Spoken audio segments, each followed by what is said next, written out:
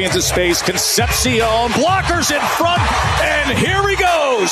KC says TD. This is 365 Sports. Final 30 seconds of the quarter. Second down throw to the end zone. Douglas. Touchdown, Texas Tech. What a drive. 365 Sports is presented by IdealMRI.com. High-quality MRIs for $497 or less. IdealMRI.com. Your health is important, so is your budget. Sorsby the key. What a cut! Broken ankles! See ya! 365 Sports is also brought to you by Texas Farm Bureau Insurance, protecting Texans since 1952. Another first down for Vandy. Pressure off the edge. He steps up, and now he's going to run for the end zone and score! Diego Pavia! Remember when you had a guy, someone who could fix anything? They're still out there at Batteries Plus. With their quick solutions and expert advice on batteries, key fobs, and phone repair, Batteries Plus will have you in and out and on your way in no time. Batteries Plus, the experts in charge. Brown takes another shot. Wide open Koger. Touchdown, South Florida. 63 yards. Now here's David Smoak, Paul Catalina, and Craig Smoak. Here we go. In less than a week, we'll know. A week from today, we'll know who the national champion is, either Indiana or Miami, as they play, of course, a week from last night in Miami. And it ought to be one hell of a lead up. You can tell they're going to have all these press conferences throughout the week, just like a bowl game, but it just coach is probably getting a little bit like, can we get to practice? We need to get to practice. Now, huge news today in the portal and big news. How about this one? Jordan Seaton, offensive lineman from Colorado. Now, they did pick up a commitment today, but they have had some that have leaked out. And Jordan Seaton, who's going to be one of the highest paid non-quarterbacks, you would think, before it's all said and done, has entered the transfer portal. Yeah, this is huge. He's gonna make a couple of commas on that check. I mean, sure, he already was at Colorado, but the schools that are in on him are pretty much what you'd expect. Early leaders, according to On3.com, were Oregon and Texas, but Texas A&M could get involved. Tech, Ohio State, you name it, big money schools all coming after him. Yeah, I mean, this is a huge splash. And, hey, everybody, hope you're having a good day today. What's up, the chat? And everybody out there watching whenever you do, however you do. And the portal had enough drama and headlines with the quarterbacks these last few days, and eventually we've now gotten some decisions from the Cam Colemans of the world and whatnot. But the portal's still technically open for people to enter, and I think we kind of just didn't pay much attention to that because you figured all of the big names that jumped in had jumped in at this point, and then here came the news that Seaton was going to be jumping into the deep end himself, and yeah, immediately he becomes one of the top-ranked prospects in the entire portal, committed or uncommitted, and I think I looked earlier today, he was a top 5 prospect overall in the portal, just like that overnight, so I'm sure his phone's been ringing off the hook for the last several hours, and I saw where differing reports, but depending on which one you believe, at minimum, he's got a starting price of $2 million. I saw another tweet that said a starting price of $2.5 million. So somewhere in that range is where your starting price is for whoever wants to go and get a big man in the trenches. And so I'm sure there will be plenty that have already raised that bar and will continue to do so. We'll see how high it goes and whatever ends up getting reported. But, yeah, I'm very intrigued by where he goes because that'll be a big get literally and figuratively for somebody out there. Yeah, so he's there, and it'll be interesting to see how long that lasts, maybe 2-3 visits or whatever. And will it all happen pretty quickly or take a little bit of time? Yeah, I mean, that's a big loss for Dion, though, guys. Mm-hmm. I mean, I know that if you look at the portal rankings, Colorado's in there, and they're gosh, now I'm blanking on it because I was rolling through it all earlier today, but they had like a respectable ranking. It wasn't anything great. It was respectable, though, kind of middle of the pack of the Big 12, I would think, and they've been able to do some stuff, but, man, it just does not feel like they've got much juice, and I know that they lost a lot of it when Travis Hunter and Shador left, but you thought that well, at least some people figured that they'd be okay, and they were okay. And it was a pretty downer season overall, but you still felt like, all right, well, as long as Deion sticks around, it'll be okay. And he did, because there were questions about that. But, man, heading into this next season, they have, speaking of questions, lots of them. And I don't even know where you begin to kind of project them going into next year. Now, obviously, everybody's sort of in flux right now. But, yeah, that's a big-time recruit he's lost, not the first one either. And so we'll see how Colorado reacts to that. But certainly not how you plan the Jordan Seaton Colorado era going if you were a Buffs fan. Yeah, they have, Craig, by the way, I just checked. They are 6th in the Big 12. So, middle of the pack. I mean, look, they're in the top 10 of the 16-team league and higher up in that. 34 transfers out, 24 transfers in so far. The highlights of those being, actually, I think this one was just today, was DeAndre Moore from Texas. Yeah, that's a good one. Was in there. So that's a good one for them. Boo Carter from Tennessee, he's in there. He's been highly thought of, and some others. But they didn't lose some guys, but they did not lose anybody to the level of Jordan Seaton, who has top 5 pick kind of talent dripping off him if he reaches that full potential here in probably just a year, because he's a true sophomore. So I don't think Jordan Seaton's going to be at his next place for 2 years. He's likely there for a year. It's a huge loss for them on the field, because that's their weakest position is offensive line, and he was the best player on it. And it's going to be good for somebody who probably doesn't need him as badly as Colorado does, but everybody needs good left tackles to great left tackles, and he could take 50 visits if he wanted to. And this could be a result of the coaching change. You changed OCs as well, so that has to be taken into account. And I'm sure the money is a factor, because it always is, and we're stupid to pretend that it's not. But, yeah, he'll have a lot of opportunities out there, and Colorado hasn't been without any news, but just not as in your face lately, right? As they were there for a good long while. And maybe that's best for them, is to kind of just go do your business in the dark, right? And then emerge on the other side of it with whatever your roster looks like and start ramping up for next season. But yeah, that's a notable departure for sure. Well, and of course, yesterday, Draylon Miller ended up signing with Baylor.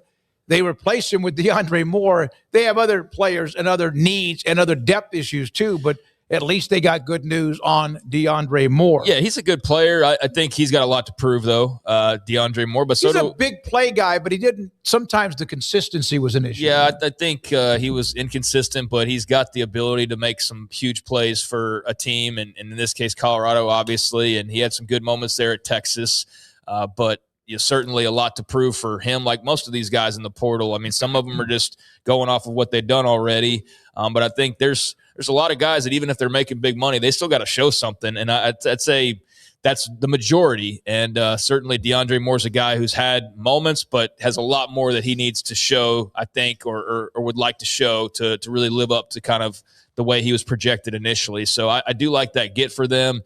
They've been very active, and we'll see how they finish out the rest of this class. All right. And then the quarterback wrapping it up yesterday as was Sam Levitt. It was still kind of uncertain. Tennessee was trying to get involved in it yesterday evening. Sam Levitt made it official. He will be the quarterback at LSU and for Lane Kiffin. Yeah, and this leads to the question of, what? There are 3 schools in different levels who have not had a quarterback decision at all yet. And it's Georgia Tech, who is a really good team this year. Then we're going to jump up a level to Tennessee. Then we're going to jump up, well, maybe same level about as successful this year. They're waiting on something, and they wanted Sam Levitt and didn't get him. And then Miami, who has a plan, but we have yet to see it yet, and they're playing in the national championship game. They're kind of busy. 6 days, so we'll see what happens there. But this is huge for LSU, and they're not stopping their pursuit of Longstreet from USC. So Lane Kiffin, finally got that first. He's the first big domino he's gotten. They've gotten other transfers. I don't think the portal class is as astounding as LSU fans thought it would be. I think they thought it would be like a line of 4- and 5-star guys that they'd heard of. But that's not really how Lane did it at Ole Miss either. So, but this is a big one. This is a big one for LSU. They got their quarterback. They've got the number 2 class in the portal. Yeah. They got they got the number 2 class. They're only behind Texas Tech right now. So I don't know. I think maybe you were looking for bigger splashes, but I mean, they're right up there at the rankings. It's all it's numbers and production. I mean, they have a lot of guys in production. You just may have not heard of as many of them because, they're from other places that you didn't know.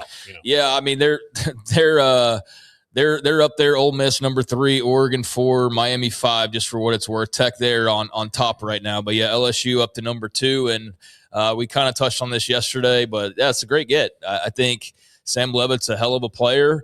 I'm a little bit leery of the whole brother agent thing that we were talking about there for a little while, but it all seems like it ended well. And I'm sure that Sam Leavitt's happy with his decision, and now they can get to work on trying to get this Lane Kiffin year 1 LSU team off the ground. And I think we're all very intrigued by what that looks like. He'll have plenty of people rooting for him, and he'll have plenty of people rooting against him. I think he's the most polarizing guy now in college football, and I don't know how much competition there really is. Maybe another coach here and there, but I think Lane right now has got to be the most polarizing guy. And so very interested to see how they continue to stack this roster and ultimately what it looks like when they roll the ball out there. But they're going to be good. Like, he's a good coach. For as much as you may not love some of the off the field, to each their own, some people do. I think he's going to have a good team because he's a good coach and he's going to acquire good talent. And so I think, maybe you thought there'd be bigger splashes of some sort, but number 2 class, and you just landed arguably the number 1 player in the entire thing. So far, I think it's going pretty well for the Tigers and Lane. Somebody also asked me about, well, if we have all these guys we've signed or have committed to us in the portal, how come my program I like has not been ranked higher? Remember, the transfer portal is for who you get, but also who leaves. Even if there's 8 to 12 or 15 or 20 names that perhaps knew they probably needed to leave, you will lose some of those point totals, et cetera, when it comes to the indexes. Not just who you bring in, but also who you lost going out the door. Still, no signature for DJ Lagway. The NCAA convention's going on. The AFCA convention's going on the East Coast. Reached out to somebody at Baylor University. They cannot specifically comment, but this is one of those things that, look, I think the graphic's pretty much ready to go, but compliance is the one that runs this ship. And when they get a signature, whatever it is or whatever they have to clear, and then that thing will pop up. But still being told, and I know but I got to say this every day, he's still out there, but still being told that it's just a matter of the signature or getting it through the system with DJ Lagway will end up as the quarterback at Baylor for 2026. Well, I mean, Draylon Miller committing. It's one of his best friends. It's one of his best friends. Yep. So, you would think that would kind of be your indicator. I don't think anything's happened that would make me think he's going to go elsewhere. And look, maybe he doesn't have to sign. He doesn't have to sign. You have to enter the portal by Friday, but you don't have to sign by Friday. You can, let it go if you want to sit on it for a little bit, but. Baylor's not made any other plans and brought any other quarterbacks in. So as they're concerned right now, DJ Lagway's their starting quarterback. Now they're going to have to bring another quarterback in anyway, because I don't think they have as many as they want on the roster.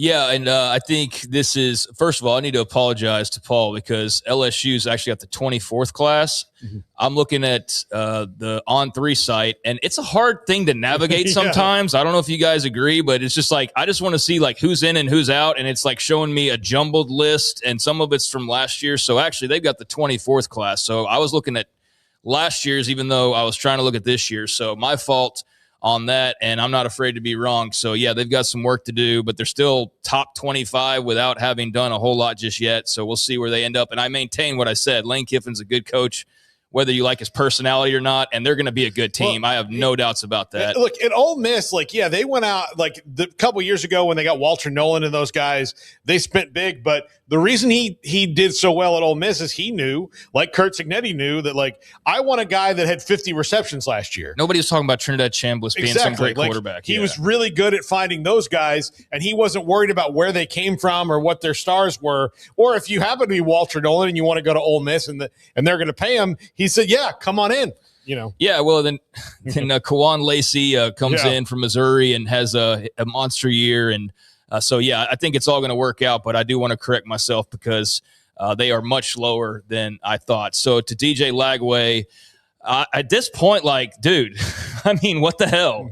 What the hell? He may have signed that, yet it hasn't been cleared by compliance. Okay, if that's the case, that's fine. Yeah. But I would be doing everything in my power if I was the Lagway camp to have that message out there of like, hey, all we're waiting on now is compliance, but rest assured it's done, because we're now getting into where it's been 4 or 5 days since he Thursday evening, committed, and you're still in the process of uncertainty, even though you sort of already celebrated it, and then a day later you got water thrown on it, and then earlier this week you got even more water thrown on it, and then you got reassured that no, it's okay, and now here we are, and it's Tuesday afternoon, and people are about to leave for the day here in less than 2 hours, and he's still committed but not signed. So yeah, if it's a process thing where his signature has to be verified and the CSC and all these things, then okay, that makes sense.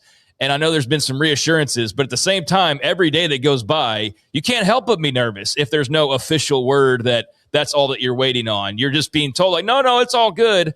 And hopefully it is. And it sounds like it probably will be. But yeah, every day that goes by, it just makes you wonder, all right, what's the holdup here? And so hopefully this thing closes pretty quickly. I know Draylon Miller committing and all of that seems to have really eased any anxieties among other decisions and moves they've made to look around maybe even more. Like that's a reassurance that he's going to have guys to throw to, which was what Robert Griffin mentioned to us on Friday. That was one of the things that was maybe a little bit of a hang up. So they addressed that at least in part this weekend, including with a guy that he knows pretty well. So they did their work there. So yeah, now it's just a waiting game, and you just wonder how long you're going to be waiting, because the longer you do, the more nervous you get. But hopefully this is done soon. This is the guy that I have been in contact with inside the Lagway camp. I'm told the deal is done, 0 issues. Not exactly sure what the final holdup may be. But granted, don't forget, longtime buddy Draylon Miller, signing should be enough to put Baylor faithful's mind to rest and ease. He doesn't sign with Baylor if DJ isn't completely locked in. And maybe they're working on something, because he will be the highest ranked recruit ever to sign with Baylor University. So there we are with that. When it signs and when it's out, I do know that the convention going on, I would think everyone in media relations, if in fact they know he's going to come to Baylor, have everything in place, but there might still be the paperwork. Virginia gets themselves a really good quarterback in Bo Pribula. He is going to Virginia to replace Morris, Chandler Morris, who's out. He has been at Penn State, Missouri, pretty good, very good, and now he'll play for the Cavaliers. Yeah, this is a nice pickup for them. And over another good team in their conference, I mentioned Georgia Tech a second ago. They were in on Bo as well, but this fits Tony Elliott's offense. I think the most effective play that Chandler Morris ran for Virginia last year, if you watched the Who's at all, was the zone read. He was really good at it. So is Bo Pribula. So Pribula. I can never say Pribula. I think it should be Pribula, like parabola. But, Pribula, he runs it really well too. So this is a nice fit for that Tony Edel offense that is huge on the zone read. He runs it really well. Congrats to him on being already on his 3rd school at this point. Man, he's following the Chandler Morris path for sure. He's on his way to maybe matching Chandler's number of teams when it's all said and done. But no, he's a really good player. Unfortunate that things didn't work out better towards the end there at Missouri. But I really enjoyed watching him last year, and I think he's got some real talent, and Virginia was a great story. And as you mentioned, they need a quarterback to replace Morris, and so I think this is a really nice guy to turn to. And I think it's also a great thing that Chandler Morris didn't get another year of eligibility, because then I would recommend burning this whole thing down if that were the case. But it's going to be a nice get, I think, overall for Virginia. And so another quarterback domino that I thought at the beginning would maybe be a bit more of a major domino. And then I guess we just get crowded with all the names that eventually jumped in, and you almost kind of forgot about Bo Pribula being in there for a second. But, he's made his decision now. So another guy off the board. And there's not many remaining, I don't think, at this point, with Levitt and now him and Lagway mostly committed, almost officially committed. Not too many other guys that are still hanging around of the kind of the big names that we talked about at the very beginning. Google me. Remember when Kirk Cignetti said that? I Googled the name of Minnesota safety Coy Parrish. My goodness, what a player.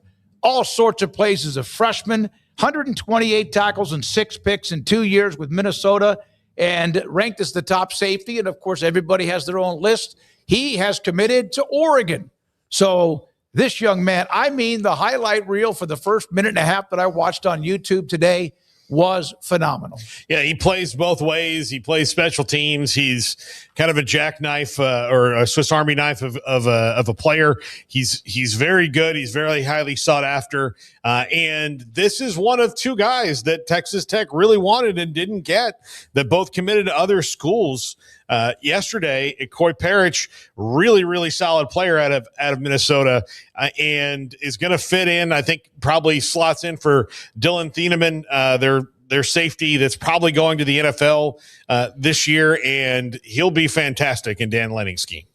Interesting to see him not go to Tech, because that's certainly the way that the wind was blowing about a week ago. And you mentioned another one we'll get to, I suppose, and Wendell Gregory also committing elsewhere. And maybe that's for reasons like the fact you got like 7 defensive linemen last week. I don't know. But for whatever reasons, those 2 guys end up going elsewhere. So, yeah, I mean, Tech still has the number 1 class and very well may still have the number 1 class when it's all said and done. I'm not sure who's exactly in the hunt to topple them for that, but those were a couple of players that last week I felt like the air was or it was in the air that they were going to be Red Raiders. And so instead they won't be. Tech still got a great class regardless, but yeah, this guy's a really great player, and I thought he was going to be an excellent addition to that salty-ass defense they got out there in Lubbock. So I guess they'll turn a different direction, or maybe already have the direction they're going to go regardless. But, yeah, I think he would have been really good in red and black, but instead he'll be really good in green and black. And Oregon with another win over Texas Tech in the last few days. Got the win on the field and now getting a big recruiting win as well. All right, one other player headed to Oregon is Carl Williams, the 4th defensive back at Baylor, entered the portal. He will sign and play for Dan Lanning and the Ducks of Oregon. Yeah, when you said this earlier, you said Taz Williams, wide receiver, and I was confused. But Carl Williams from Baylor is headed to Oregon. That should be fun for him. Did not play much at all last year. Beaten up a little bit with injuries. But he has a lot of potential, and we have not really seen him hit that yet. But good luck. He's got another safety, another defensive back there that's good with him, and so hopefully for him, the rising tide lifts all boats. But it's certainly a loss for Baylor as far as numbers go. But he didn't play a lot for them last year anyway. Yeah, I don't know how much this is a really substantial loss, but it could be Oregon's gain. See how the rest of his career plays out. Is he not the one that has a sister playing basketball at Oregon? He might, yeah. Isn't there? I mean, I know there's a Baylor player that has a basketball sister playing for Oregon, and I'm not so sure it's not Carl Williams, but I may be wrong. I would not bank my next paycheck on that. But if that's the case, then obviously that makes all the sense in the world, and if not, then whatever. But good for him. He'll definitely get a uniform upgrade and definitely be in a program that's at a really nice place right now with Dan Lanning, and good for him. Hopefully it works out for him. He can stay healthy and all of that. But yeah, I don't think that you're blinking too much if you're a Baylor fan. But look, that's the case with all these portal guys. I mean, other than the big names and the big splashes and the under the radar guys who are clearly playing at a lower level than they should have been, that are going to be the next Trinidad Chamblises or whatever. I mean, everybody that you pick up is not great, and everybody that you lose isn't great either. So just kind of in the eye of the beholder, and really a lot will be determined on what they do at their next stop. So yeah, not a lot to say about Carl Williams in Waco, but let's see what we're saying about him in Eugene in the next year or two. So there's that one, and a couple of more to get to. You mentioned Wendell Gregory, Oklahoma State. It was thought that he might end up at Tech, but obviously others want him too. This is a big pickup for Kansas State. A disruptive player, 12 tackles for losses a year ago for a team, of course, that was beaten down from the beginning, and he now ends up playing in Manhattan for K-State. Yeah, this is a nice get for Colin Klein as they bring in their transfer portal class. He was a bright spot for the Pokes, and look, Tech went out there and they wanted him, but Craig, like you said, after a point where you're like, well, I mean, there's just so many in that room, maybe I'll go to Kansas State and I'll be the featured pass rusher as opposed to, one of the band. Maybe he's not a Beatle, maybe he's a solo act. I don't know. But that's how it worked out for him, and a huge pickup for the Wildcats. Yeah, it's a really good get. I think Colin Klein's already got some mojo going, got some excitement building there in Manhattan, and it's a really nice pickup for them. Thought he was going to be at Tech with the way talk was last week, but they are going to be okay without another guy on that line or another guy rushing the quarterback. Kansas State certainly could use someone like him, and so it's a good get for them to try and rebuild this thing. And I know we'll talk maybe about Chris Kleiman at some point and his story that was done on him, but I think Colin Klein inherits a program that's very proud, it's had a lot of success, and isn't so down in the dumps that it can't be turned quickly. And really, what program is? Like, every program can be flipped pretty quickly if you have the right investments and you make the right decisions. And I think this is a guy who definitely makes you more talented and better defensively. So I like that for K-State a lot. Texas Tech did get a very productive player from the University of Houston and Corey Platt Jr., 40 tackles, 5 behind the line of scrimmage, 3 sacks, forced a fumble for that defense of Houston that played so well. Of course, Houston's among one of the top-rated teams when it comes to the transfer portal for incoming and outgoing, but he is headed to play for Texas Tech and Shieldwood. Well, they're familiar. I mean, he played for him, I guess, a couple of years ago, right? So you have that familiarity, and makes sense. I hate that for Houston because they're in a good place, and that defense was really good last year. But I can understand that maybe you think the ceiling or the money or the opportunity or whatever is a bit higher in Lubbock. Don't know anything that went in his decision. But, that's another guy from the Big 12 that's going to be staying in, just like Wendell Gregory. We were talking about just a second ago at K-State, and that's happening all over the country with guys that you're going to be seeing across the way from you this upcoming season, which is just sort of weird. But anybody from Houston's defense last year, I'd be proud to have on my defense. And certainly, again, there's that line and that connection already there because of Shieldwood. So, yeah, that makes a lot of sense for them. And I think Tech's defense is going to lose something with a Jacob Rodriguez not being there. I just don't think you replace spirit necessarily. You can replace talent, but I don't think you can necessarily replace spirit. But you can replace leadership, so we'll see how some of those guys do in stepping up and filling that hole for them. Shieldwood's a great coach, so they're going to have a really good defense as long as he's there. Look, will the linebacker at K-State be the one who replaces Austin Romaine? Yeah. I would say position-wise, yes. I mean, you hope so. I'm not sure exactly about. But I think position-wise, yes, Austin Romaine will be that guy. But I mean, Jacob Rodriguez, and part of it is just he's got this story of being a walk-on and all these other things, and his wife is serves our country and all these great things about Jacob Rodriguez. That's a lot to live up to. But they've gone and gotten a couple really good guys at linebacker to replace some of the ones they're losing in Romaine and Pratt here. So yeah, a lot of the attention was on Sorsby, but they have reloaded the linebacker, the front 7 or so. Well, they don't defense. need to totally reload it because they already got guys coming back too. I mean, they've got John Curry, for example, so they don't need to totally rehaul this thing or overhaul this thing. They just need a guy to come in and replace Jacob Rodriguez, and that's what Austin Romaine is going to be there to do. You just can't ever guarantee it works out. None of these moves, not a single one, not Sam Levitt, not Brennan Sorsby, not whoever the hell, Cam Coleman. Nothing's guaranteed, but I think as much as you could replace one for the other, you feel like Austin Romaine fills that hole for you. It's just that Jacob Rodriguez was such an ambassador for them that you can't replicate that. And I don't know if that ends up mattering in wins and losses at all. But, I think Texas Tech's defense is going to be really salty again next year. And I think it'll be along the lines of what it was this year because they've also had some guys that could have left that have come back. And so I don't think they're losing they are losing a lot, but I think with what they've done already and what's returning, I don't think they're losing so much that it can't be similar to what it was, if maybe even a little bit better somehow if all these guys pan out. The question I have for them is, are they just going to be able to hit on every single guy like they seemingly did last year? They had the one, injury with Skylar Gill-Howard. I was going to say Mr. Three Names. Who was productive. That was a big loss for them, but everybody pretty much stayed healthy and everybody performed at a really optimum level. And so if they can hit on all the guys they've gotten based on their portal rankings and all of that, then yeah, that defense is not going to miss too much of a beat. J-Tex in the chat room, no doubt that Austin replaces J-Rod. We need the Platt might be a backup on the depth chart for Curry. And you had mentioned, I think, Curry's a great player in that conversation. Yeah, they've got some guys coming back. I mean, the tension is going to be on the D-line and the edge guys and you kind of quasi edge line, types that they got that were the high profile, like the big splash guys that helped give them that number one portal class. But they've gone and addressed that already clearly and got like every top guy that was available.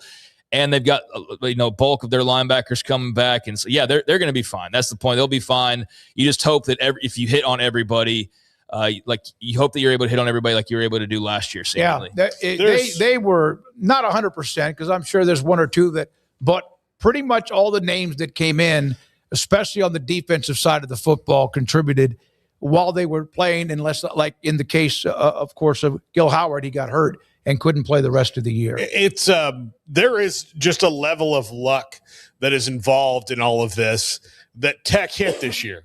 Which it's when it comes to hitting on the portal guys. Like, yes, it's evaluation, but also none of them getting hurt before the season started. Everything kind of fitting in how you planned it.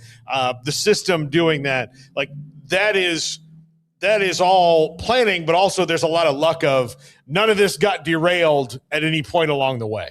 But you say luck.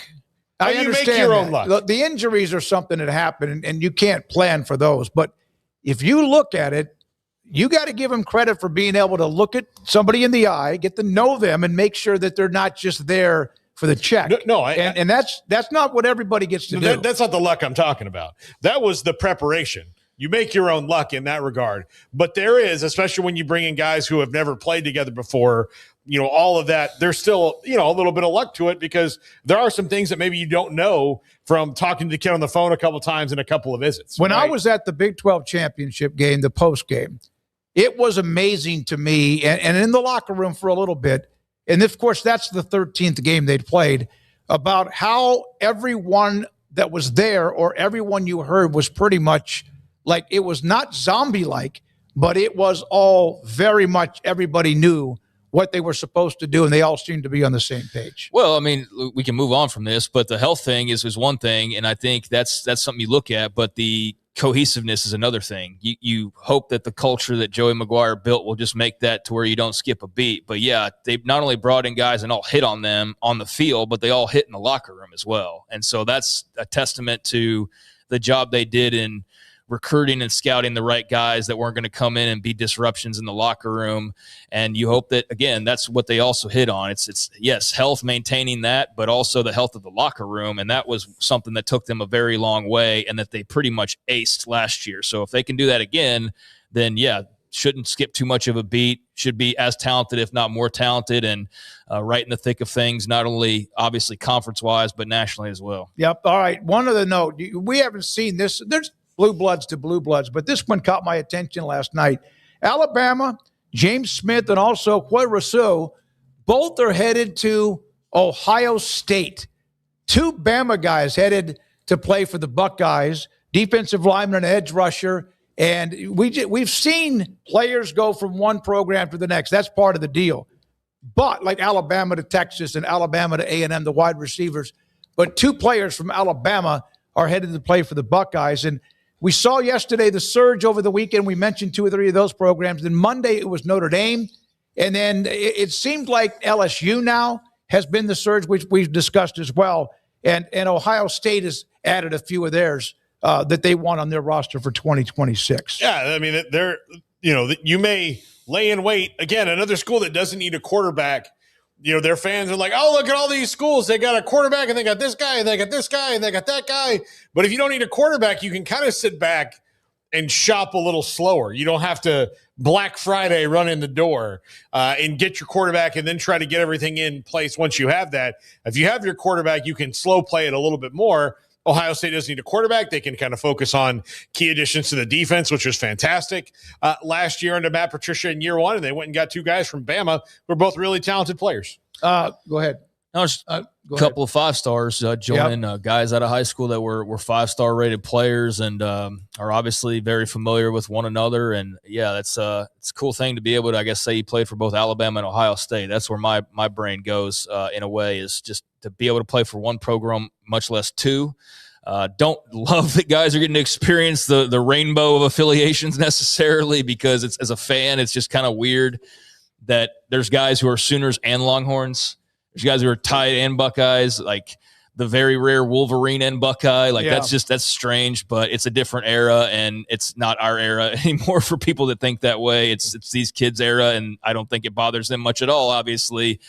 So yeah, it's weird to see that, but it's a hell of an experience to be able to play for two programs of that caliber in your college career. Shield Wood, by the way, we do know, back to Tech, one of the players they got a year ago from Houston was A.J. Holmes. And he ended up with 4.5 sacks and knocked down 4 passes. So he picks one out or two, and they did well last year with the transfer from Houston with A.J. Holmes. All right, we have Ari Temkin, Big 12 Radio on TuneIn. Shahan Jiraraja today at 4 from CBS Sports, Off the Radar. And John McClain a little bit after 4, the Texans with a huge win last night in the postseason, the NFL. And a lot more to get to with that, and the big finish too. Garrett Ross, Andrew Valade, Brandon Rowe, running the mothership. Please hit like and also subscribe if you haven't done either one. This is 365 Sports. My right hip, sometimes lower back, and then sometimes even my quad, for really about 4 or 5 years, has just had this ache, pain, and sometimes almost like tenderness. It's gone. Rarely do I ever feel that now in my hip, because I went to QC Kinetics. I went for a consultation up in Dallas and sat down with the business. And what they do is regenerative treatment. So there's no invasive operation or any procedures. It is invasive. It is regenerative treatment. First time they drew my blood, spun it, put it back in my lower waist on the backside, did it again. Then they went inside my hip bone and brought out bone marrow and spun it, put it back in. It's not all the time. It's been every month. Now, I haven't been back in a couple of months, and I've had no setbacks. I have a treatment coming up at QC Kinetics in Dallas, coming up in early February. I feel better. I can do more when it comes to working out. I can do more when it comes to a spin class. I can do more when it comes to playing golf, where I used to kind of chop at it because I couldn't quite deliver the turn. It is working for me.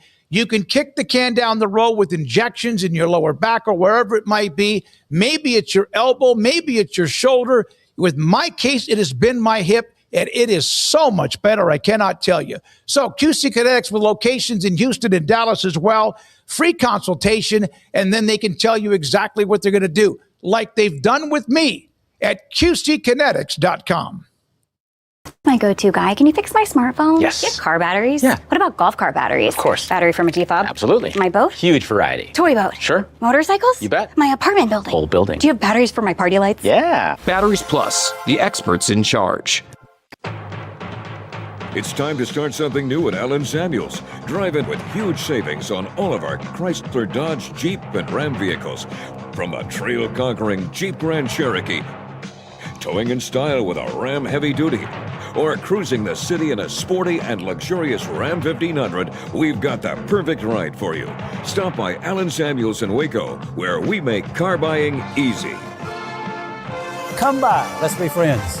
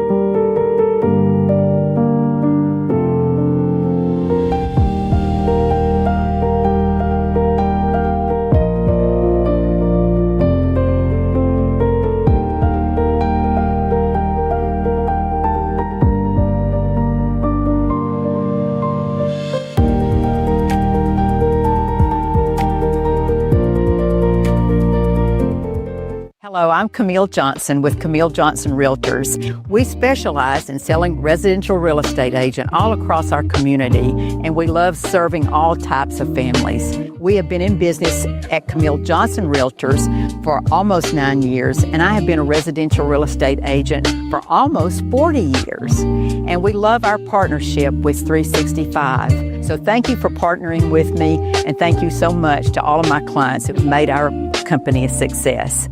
Joint pain? How long do you got? I'm talking about my back, my elbow, and my shoulder. 24 years in the majors. Roger the Rocket Clemens dominated the game, but even legends feel wear and tear. I put my body through a lot for baseball. I didn't want more surgeries. QC Kinetics regenerative treatments use your body's natural healing properties to help restore joints without surgery. And the results? Pain is gone, I'm back, thanks to QC Kinetics. Schedule your free consultation today. Better starts here. Probably go another 3 innings. You got batteries for my side-by-side? Yes. Replace my flashlight? Sure thing. What about my business? Oh, good one. 100%. Batteries for my fleet of trucks? Gas floor scrubbers? Yes, and fire panels. We have pallets of batteries. Well, what about... As your go-to guy, if it needs a battery, we have it. Well, that's all you had to say. Could have led with that. Batteries Plus, the experts in charge. This is 365 Sports.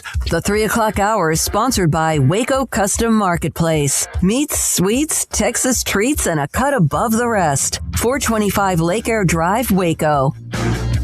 Ari Temkin, Big 12 Radio on TuneIn, joins us as he did throughout the year on Tuesdays, occasionally another day or two. He joins us today with a week left in the college football season. And Ari, we have Indiana and, of course, the game with Miami. You saw Miami up close. You were at that game against Texas Tech. They played incredibly well. Against Ole Miss. You saw Texas Tech, Oregon. You've seen in Miami. It's very confusing. In Miami. But you've seen them just as someone that loves and follows college football. What are your thoughts about who's most red hot? Indiana with some blowouts or Miami with what they've had to do to get here?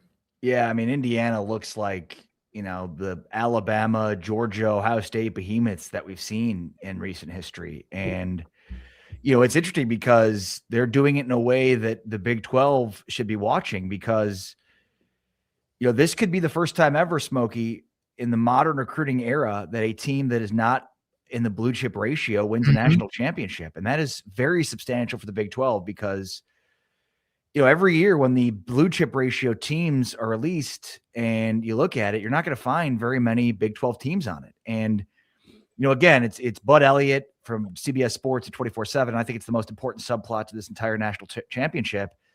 Every team that's won a national title since in the modern recruiting era has had at least 50% of the roster be 4 or 5-star recruits over a 4-year period. TCU made it. There's been a few other teams that have made it. I think Oregon, before they were a blue chip ratio team, made the title. Same with Clemson before they were a blue chip ratio team, but nobody's won it. And so Indiana seems to be on the same level as, some of those incredible college football programs that we've seen, but without any in terms of pop from recruiting. And so I think that's substantial again, because the Big 12 is not a blue chip ratio conference, has no teams that are blue chip ratio. So it's really interesting that they'd be this good. I think obviously Fernando Mendoza winning the Heisman Trophy, being year 2 for him within the system, has made a lot of sense. And I mean, it's incredible to watch. But again, like the Big 12 should be on notice here because no Big 12 teams are blue chip ratio teams. So every year when the blue chip ratio comes out, it's like, well, the Big 12 can't win a national title according to these numbers. And so if Indiana breaks that trend, I think that says a lot about where we're heading from, a roster construction standpoint in the era of the transfer portal. Well, Ari, roster development has to be different now. I mean, this is like we're in our first couple of years. Of course, with playoff expansion, that changes it because now you have more opportunities to lose. You have the transfer portal as wide open as it could. I don't know how it could be possibly more open than it is, other than like leaving in the middle of the year, which is hopefully never going to happen. But it's so wide open. So development is different. So that's where schools like Tech and BYU, who have now especially put in the financial, gasoline to the car, can come in with good coaching staffs and develop guys who are not necessarily blue chips out of high school. But, if you're at Ball State and you have 12 sacks, you're a blue chip now. I mean, let's call it what it is, Paul. Like, a big part of the reason that the SEC is not dominant, but not even close to the level that they were, is number one, because everybody can pay players now.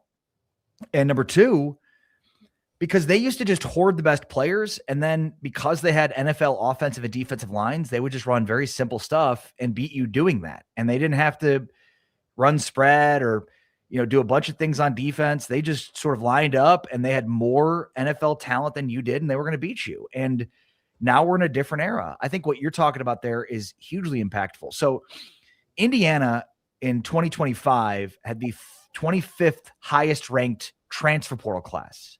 In 2024, they were ranked 30th. So even if you looked for indicators of Indiana's success, it would be hard to find them. And I think now in hindsight, we can go back and look and be like, yeah, obviously, where 247 Sports or some of these evaluators were on the players they missed. But I think what they mostly missed on is the ability of the coach to find the right players at the right age and then develop those guys. Indiana's age, I think, is hugely impactful here. I think the average age for Indiana football is 23. Mm-hmm. Green Bay Packers, who just got eliminated in the playoffs on Saturday by my Bears, their average age is 25.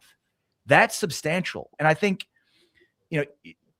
whatever your strategy is, you have to just have a strategy. Joey McGuire's strategy is, I want guys that play. We see a lot of other teams in the Big 12 just trying to pick and choose really good players who they've evaluated as really good players, but you get guys, that are former 4-stars or 5-stars that maybe didn't have as much success at their first stops, but haven't played as much.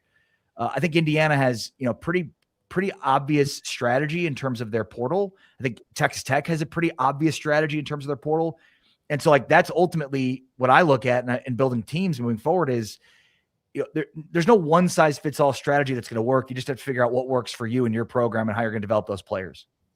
Ari, BYU's had a hell of an offseason so far. I mean, so has Texas Tech with the number one portal recruiting class right now, but BYU with a number of guys that could have followed Kyle Whittingham to Utah and a number of guys who could have gone and tried their hand at the NFL draft. And seemingly every single one of them is deciding to just stay with BYU. I mean, Evan Johnson and LJ Martin, and name them, all of them. They're staying in Provo for another year. Man, I don't think you could have drawn the script up any better for this offseason start for the Cougars than what you've gotten so far. No, well said. In fact, you could make the case that BYU and not Texas Tech should actually be the favorites heading into the season because, I mean, though we know Baron Morton's been a good quarterback, I think Bear Bachmeier, after, just spending fall camp and then the season with the team with an entire offseason, spring football to come, fall camp, like he's going to be so much better, especially as you mentioned with LJ Martin back, with basically everybody back from that team. And then they do lose Jay Hill. Jay Hill followed Kyle Whittingham to Michigan, but the fact that they don't lose any of those key defensive players, including Isaiah Glasker, who you just mentioned, not only did they not lose them to the NFL draft, they don't lose them to Michigan. And I think a big reason for that is just the chemistry and continuity. Kelly Papinga, who has long been a defensive assistant under Jay Hill, formerly under Kyle Whittingham.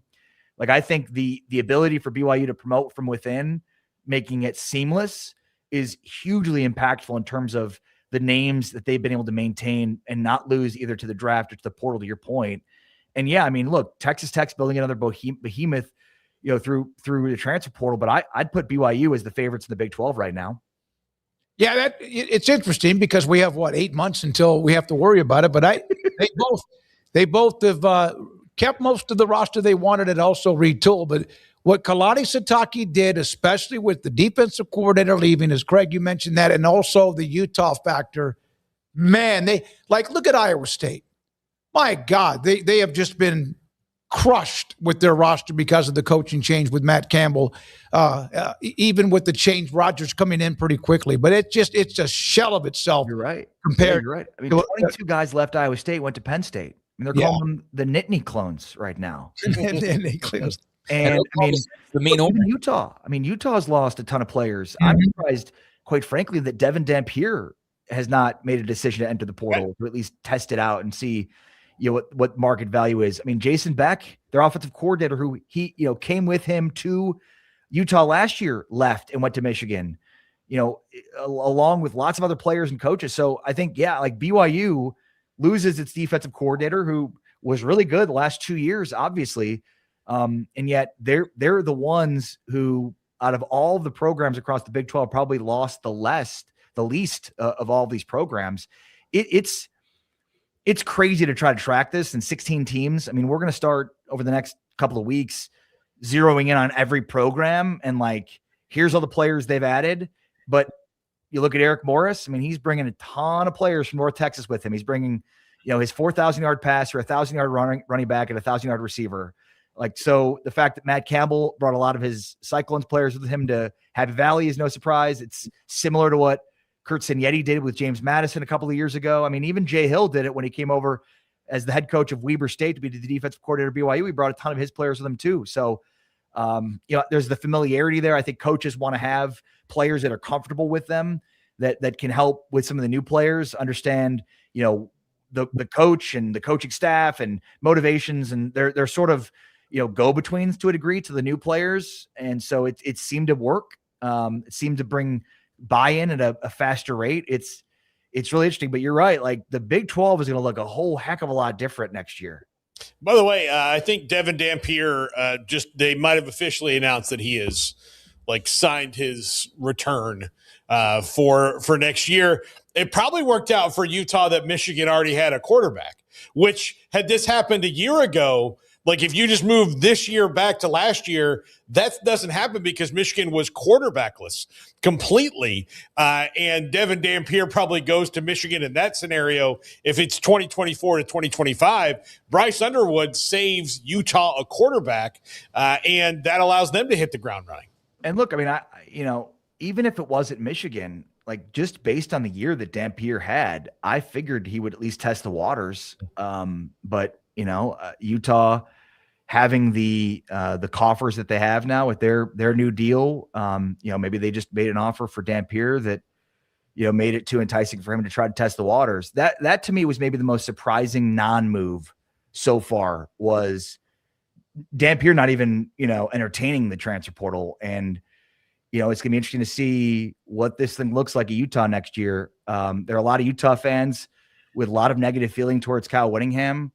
I get it, but I don't get it. It's one thing if he just leaves. It's another thing that for him to be pushed out, which seems to be the case where, they said you have to make a decision by this date. He made a decision and they were like, we're not happy with that decision. You got to leave. And, if they just expected that he'd hang it up and walk away when he still felt like he had more to give the game and ends up in Michigan, that's not on him. I think there are a lot of Utah fans upset that he took some of his, players and coordinators with him. Like, what do you think they're going to do? Anytime a coach takes over a program, they want their guys. So, I guess I get the hard feelings from some of the Utah fans, but I don't get it because he was pushed out. Yeah, I mostly don't get it. I don't know. It's weird. It's like you're trying to have your cake and eat it too. It's like you basically forced him into leaving, and then you're mad when he didn't do exactly as you wanted him to do because he was just going to roll over and die. And so it's just, man, Jordan Seaton in Colorado, he's leaving the big man there. And I just feel like Colorado's in a weird spot, Ari. So much pizzazz initially and media attention and all that, and some electricity, obviously, with a Heisman winner. And then last year was just whatever it was. I mean, how do you just feel about Deion and Colorado, the program, not the pomp and circumstance, but just, are they on the track upward? Are they getting better as a program, or are they worse off than they were 2 years ago? Yeah, I think they're in a bad spot, and I mean, you can't talk about what happened last year without Deion's health. And, it is sort of remarkable considering the circumstances that they even won a few football games. I mean, the coach was completely removed from the program, having cancer in the offseason. He rejoins the team before the season starts, and then the blood clots come back. I mean, my first thought is Deion and his health and how is he doing? And, clearly he's still motivated, but I can't even imagine what he had to go through in order to even get ready for a season this year. And for me, there's got to be a little bit of grace involved with that, just simply based on, what we now know that he was dealing with in order to get even healthy enough to coach. And then when you sort of move that to the side for a second, and I'll put that to the side, and then this is a very transactional program, and it's been that way from the start. I think most coaches and programs at least want to project a level of relational instead of transactional. But Deion was like that from the start, right? I mean, with his comments about bringing in his Louis. And, I think that's cut both ways. Jordan Seaton is going to make a lot of money in the transfer portal. And if I were Texas Tech, I mean, I would be lining up to outbid Texas in the same way that Texas seemed to just outbid you for a wide receiver you wanted from Auburn. I'd rather have Seaton than the wide receiver 9 times out of 10. Football is about 3 things. It's about the quarterback, protecting the quarterback, and rushing the quarterback. And that is a left tackle in Seaton that will come in, be a left tackle starter from day one, and then next year be a top 10 pick in the NFL draft. That's as surefire as you can get. I would pay probably more money than I paid Sorsby, quite frankly. And that's has nothing to do with anything other than I'd rather have a legitimate NFL left tackle than I would whatever Brennan Sorsby is at quarterback. But they do bring in a tackle that was pretty highly ranked in the transfer portal. They brought in, a defensive back pretty highly. I mean, so it's like you're trying to do the math and you're like, well, there's 3 out and 4 in, but it just kind of seems like a mess. I don't know how the development of Juju Lewis went last year. I think, it was pretty obvious from the start that the marriage, between their offensive coordinator and quarterback was not going to work out. I think you need to have an OC that's, a little bit more multiple and not sort of married to one offense and one system. I think we see the most successful programs, ones that, can have a more moldable offensive system. And that was not the case last year. And so I think that hurt the development of Juju Lewis, who then didn't really go until much later in the season. I'm surprised that Lewis has stuck it out. It's good for them that he has, but I think Deion's got to take a long, hard look and decide what kind of a program he wants to run, because, it's one thing to say like, oh, we're going to always be playing in the pool with all these really good, recruits and transfer portal players, but that cuts both ways. If you've got guys at the end that are going to decide to go to Colorado, which has been the case where they're like, it's musical chairs and you're sitting there with the chair wide open for them and they sit down, like those players are transactional too and are going to be willing to leave as quickly as they came in. So I think Deion's got to figure out what kind of a program he wants and the types of players that he wants. And, just culturally figure out if this is the right path for them. And I think like big picture, look, Deion has meant a ton to that program, but think about how quiet everybody was around Deion this year because they weren't successful. So like that Deion pub only goes so far when you're paying him all this money. Oh, and by the way, there's a new athletic director coming in that did not hire Deion Sanders. So, I think this is a hugely important year. I really hope from a health standpoint that Deion is as close to 100% as he possibly can be so he can have a full healthy offseason to get ready for the season. And then, figure out, look in the mirror and figure out what kind of a program you want to be, because again, this is like a transactional program that feels like it's taken 2 steps back to take 1 step forward every offseason. Ari, the game tonight, Iowa State and Kansas at the Phog. I can just tell, I just said that. It's just a sentence. I didn't say anything about it. I have been trying to talk my family down off the ledge, and I'm saying the same thing. Look, you've seen teams. UConn a couple years ago was abysmal early in the year. And then when they got everybody back healthy, when they went on a run, that's what's going to happen for this KU team. Prove me wrong.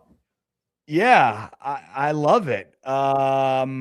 Man, I don't see it, and it starts with me with this notion of healthy. I feel like we're buying, a ton of crap from a pretty good fertilizer salesman right now in terms of what exactly is going on with Darren Peterson. It's been a series of different maladies defined as a hamstring and a quad. He was sick. Now there's just been this consistent overture for cramps. I mean, he's 18 years old, guys. This is not a 45-year-old. It's not Aaron Rodgers playing quarterback for the Steelers. He's 18 for crying out loud.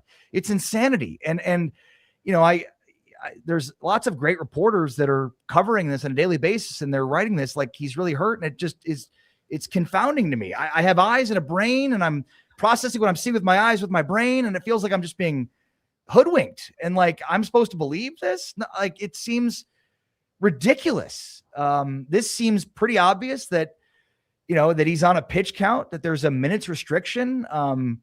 It's clearly having hugely, negative impact on the team overall, the psyche. Like, they're two different teams. And the idea that they're just going to flip a switch seems absurd. I mean, you need to be building chemistry throughout the course of the season. And here we are in January, and you still don't really know the situation with your best player, who, by the way, is incredible. But like, it seems like he's doing everything he possibly can to secure a number 1 overall draft pick status without doing anything to help the team. It's almost as if he's there and like, he's like, I'll help you guys as much as I can, but not like, I don't want to overextend myself. It's beyond comprehension, in knowing Kelvin Sampson a little bit. Like, I could tell you pretty confidently that Kelvin Sampson recruits at a high level. I don't think he would have ever recruited Darren Peterson, because there's just a lot going on there that is like, all I keep hearing about is how much he wants to play and how much his team likes him and everything else. And then my eyes tell me something completely differently when I watch this team. I think there's a chance they get blown out tonight by the number 2 overall team in the nation, who's, elite defensively against a average offense, and a defense in Kansas that out of conference was elite, that in conference through the first 3 games has looked horrible. And I mean, this is like the top 4 of the Big 12 is as good as it gets. I mean, these top 4 teams are legitimate national championship contenders. And Iowa State has had some health issues over the last couple of years, but right now they're fully healthy and they are rolling on all cylinders. And there's a chance they blow into the field house tonight and just completely blow out Kansas. There's just a lot going on here, guys. This could be the last year of Bill Self. So there's just a lot going on here, and there's a lot of mystery, and it's obvious that Kansas fans are very fed up with it. I mean, this is Kansas, for crying out loud. Like, nobody feels bad for Kansas, but like, the inventor of the sport coached at Kansas, Wilt Chamberlain. Like, this program is so much bigger than Darren Peterson, and he's treating it like he's the biggest thing to ever walk through those doors. And that, I think, has created the greatest disdain from Kansas fans. Yeah, it's just the unknown of exactly what is the minute. 81 points in 3 games. He has not missed a Big 12 game. He's put up big numbers, but again, the question is, how locked in is he, and is it fair? Yeah, I think it is when you're that good a player. Ari, go watch the game tonight and relax, or just beat your head against the side of a door or something like that. They got the Chicago Bears. That's it. I just need them to keep rolling. Bears. Good luck, buddy. Thank you. Take care. Temkin, Big 12 Radio on TuneIn. I just saw that Shahan Jaraja entered into our StreamYard studio, so we'll have Shahan next. His thoughts about the championship game, the transfer portal, and more. And this is 365 Sports. Don Humidor and Coffee Beans in the Town West Shopping Center in between Richland Drive and Valley Mills in Waco is where, if you are in the Central Texas area, you smoke cigars or want to buy some for somebody, that's where you can go to get them. With Cheyenne and Joshua running Don Humidor, 48-foot walk-in humidor, and I was in there the other day. I just kind of got 2 of these and 2 of these and 2 of these. I just finished playing a round of golf on a Saturday, and I said, let me get 8 or 10. I'll put it in the humidor I have at the condo and then pull 3 or 4 of them out to play a round of golf on Sunday. I didn't because it was cold as hell. But Don Humidor and Coffee Beans has Macanudo and Padron and H. Upman and My Father and Rocky Patel, Romeo and Julieta. Keep going. They do. Oliva. And yes, even Cohiba. I said Padron and Cohiba. So you get the best brands of cigars from around the world inside their 48-foot walk-in humidor, and they have some other brands as well that perhaps you didn't know too much about. They have the one shelf that loaded up with those who are military, former servicemen who are now in the cigar business, and they make those available too. It's Don Humidor and Coffee Beans in the Town West Shopping Center, Joshua and Cheyenne, between Richland Drive and Valley Mills in Waco.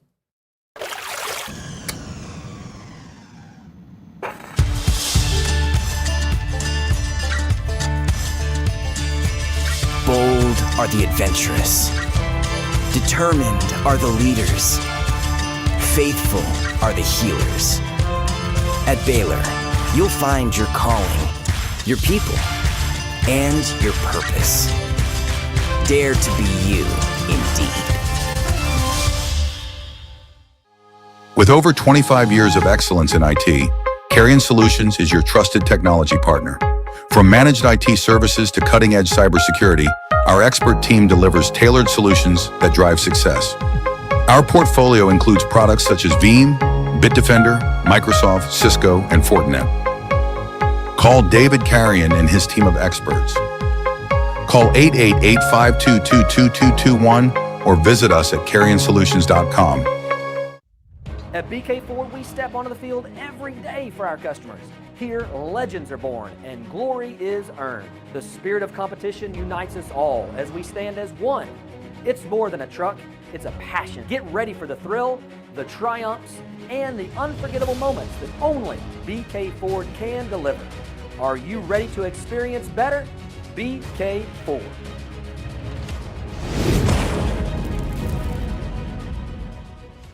Hello, I'm Camille Johnson with Camille Johnson Realtors. We specialize in selling residential real estate agent all across our community, and we love serving all types of families. We have been in business at Camille Johnson Realtors for almost 9 years, and I have been a residential real estate agent for almost 40 years.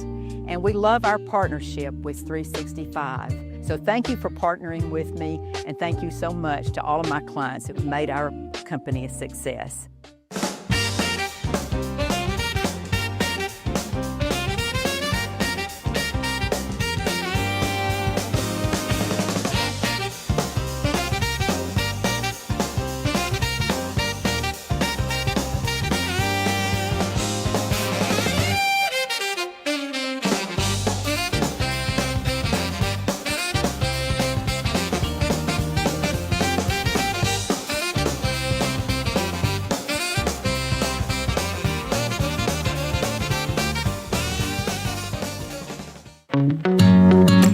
Established in 2007 and independently owned, Alliance Bank Central Texas is committed to helping families and businesses meet their financial goals. From their tellers to their board of directors, they know the importance of superior service and competitive products. Customers have confidence knowing that their financial needs are in good hands. It's your bank, Alliance Bank Central Texas, with 2 Waco locations, 4721 Bosque Boulevard and 191 Archway Drive on Highway 84, and at alliancebanktexas.com. Member FDIC and equal housing lender.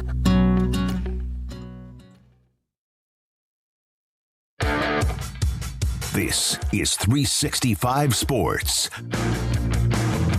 Shahan Jararaja, CBS Sports, has been with us pretty much every single week since right before the start of the football season. We're down to one more Tuesday today before the game on Monday. And Shahan, thank you, buddy. As always, thanks for your time. We do appreciate it.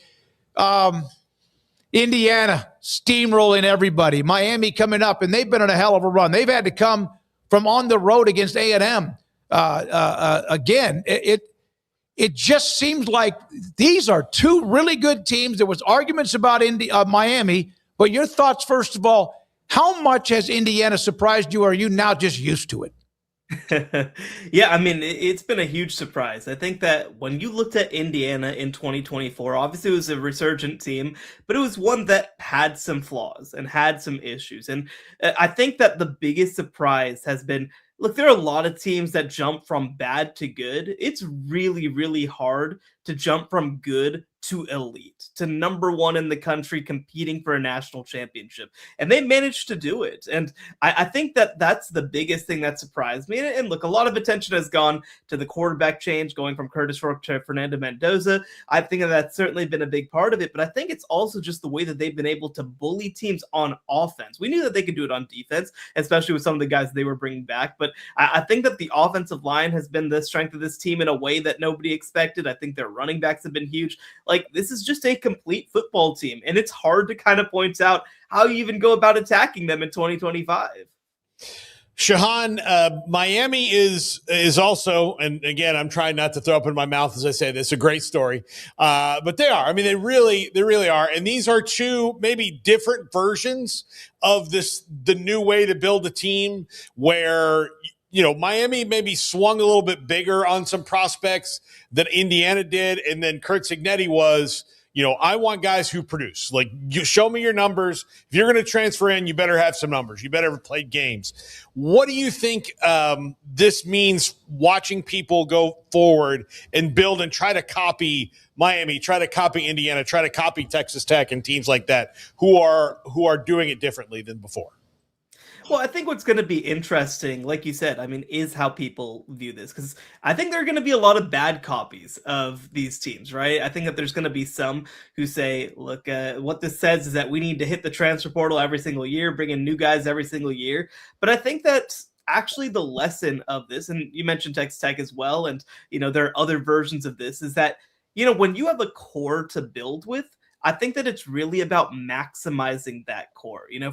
For Miami, you had this core with Akeem Mesidor deciding to come back for a 6-year of eligibility on the defensive line, Ruben Bain coming back from injury, and also an offensive line led by Francis Mauigoa that really had a chance to capitalize in 2025. They knew this is probably the season that we most need to take advantage of. And same with Indiana. I mean, they have a lot of players who are fifth-year seniors, even some 6-year seniors, many of whom have been with Kurt Cignetti since they started their careers at James Madison. So this is a culmination season in so many ways for both of these teams. And I think that understanding how to pay attention to timelines, pay attention to offensive line development cycles, pay attention to years that you have a lot of experience on your roster, that's when you really need to capitalize most. Again, I think there are going to be programs that go out there and say, well, this proves, if we portal in 50 guys, that's going to change everything overnight. I don't think that's a lesson.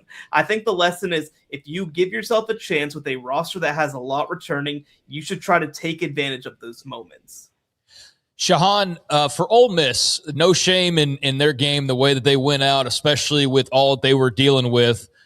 But how does Oregon feel coming out of this thing? Because that was an ass-kicking of epic proportions. And I know Dan Lanning's a very proud guy. They've got Raiola now in the mix, and they're going to be very talented. But just kind of how do you view the Ducks coming out on the other side of this thing, and how do they regroup and get back to that place, but also go a step further, you think?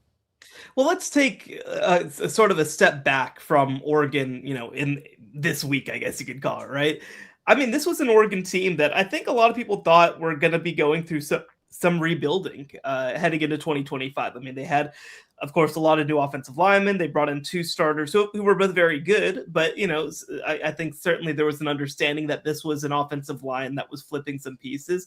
Defensively, they lost a couple of key guys to the NFL draft as well. And I think it's actually a testament to the depth of this roster that a relatively young version of Oregon was able to make it all the way to the national semifinals. Now, they ran into the best team in the country, in my opinion, in Indiana, and in fact did twice. But I don't think that necessarily should make them feel all that bad about what happened. In this moment, everybody feels bad because you have your chances, but I don't think it says anything negative about the long-term trajectory of this program. Now, the one thing that I will say, right, is now they're going to go into a little bit of their next iteration because you're likely losing Dante Moore to the NFL draft. Not certain at this point, but likely. And then on top of that, you are replacing both of your coordinators, in offensive coordinator Will Stein, who went to Kentucky as the head coach, and defensive coordinator Tosh LaPoy, who's going to Cal as a head coach. So that will be some transition. But, again, this was a roster that I think, I think that Oregon felt worse coming off of last year and being the number 1 undefeated Big Ten champion and getting blown out by a team that they beat than they did this year, where you knew that you probably had some deficiencies. It'll be interesting to see, again, can they get their offensive line up to speed? Can they continue to build through high school recruiting and supplement with the portal? But I think that this is a team that, once again, will be a top 5 caliber team in 2026. Shahan, you as a Baylor graduate, with DJ Lagway's commitment last Thursday, but still no signature as of right now, although being told I am within his camp that everything's good. And in fact, I've even been told that everything's been done, but maybe still caught up in compliance or whatever. Are you nervous whatsoever?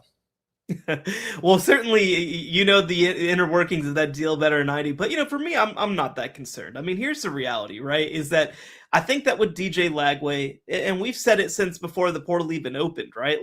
This was a situation that made a lot of sense to me because I think that DJ Lagway wants a minute to be out of the spotlight a little bit. And I think Baylor needs something to be excited about. These are 2 sides that have always, I think, had affection for each other. It's a testament even to how much he loves Baylor, that coming off of a really bad season in 2023, he still kept Baylor in his recruiting kind of top of mind throughout that whole process. So, I mean, I think that these are two sides that want each other. I think that these are two sides that like each other. These are two sides that want to be part of each other.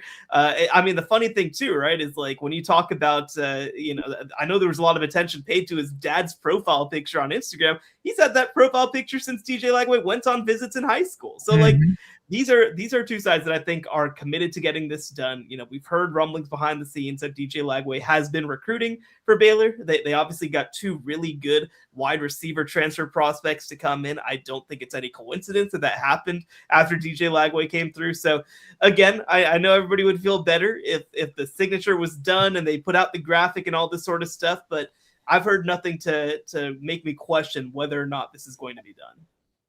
Shahan, the coaches voted today on a recommendation to expand the redshirt rule to 9 games instead of 4 in an attempt to maybe end around 5 for 5, which is going to be caught up in a lot of things.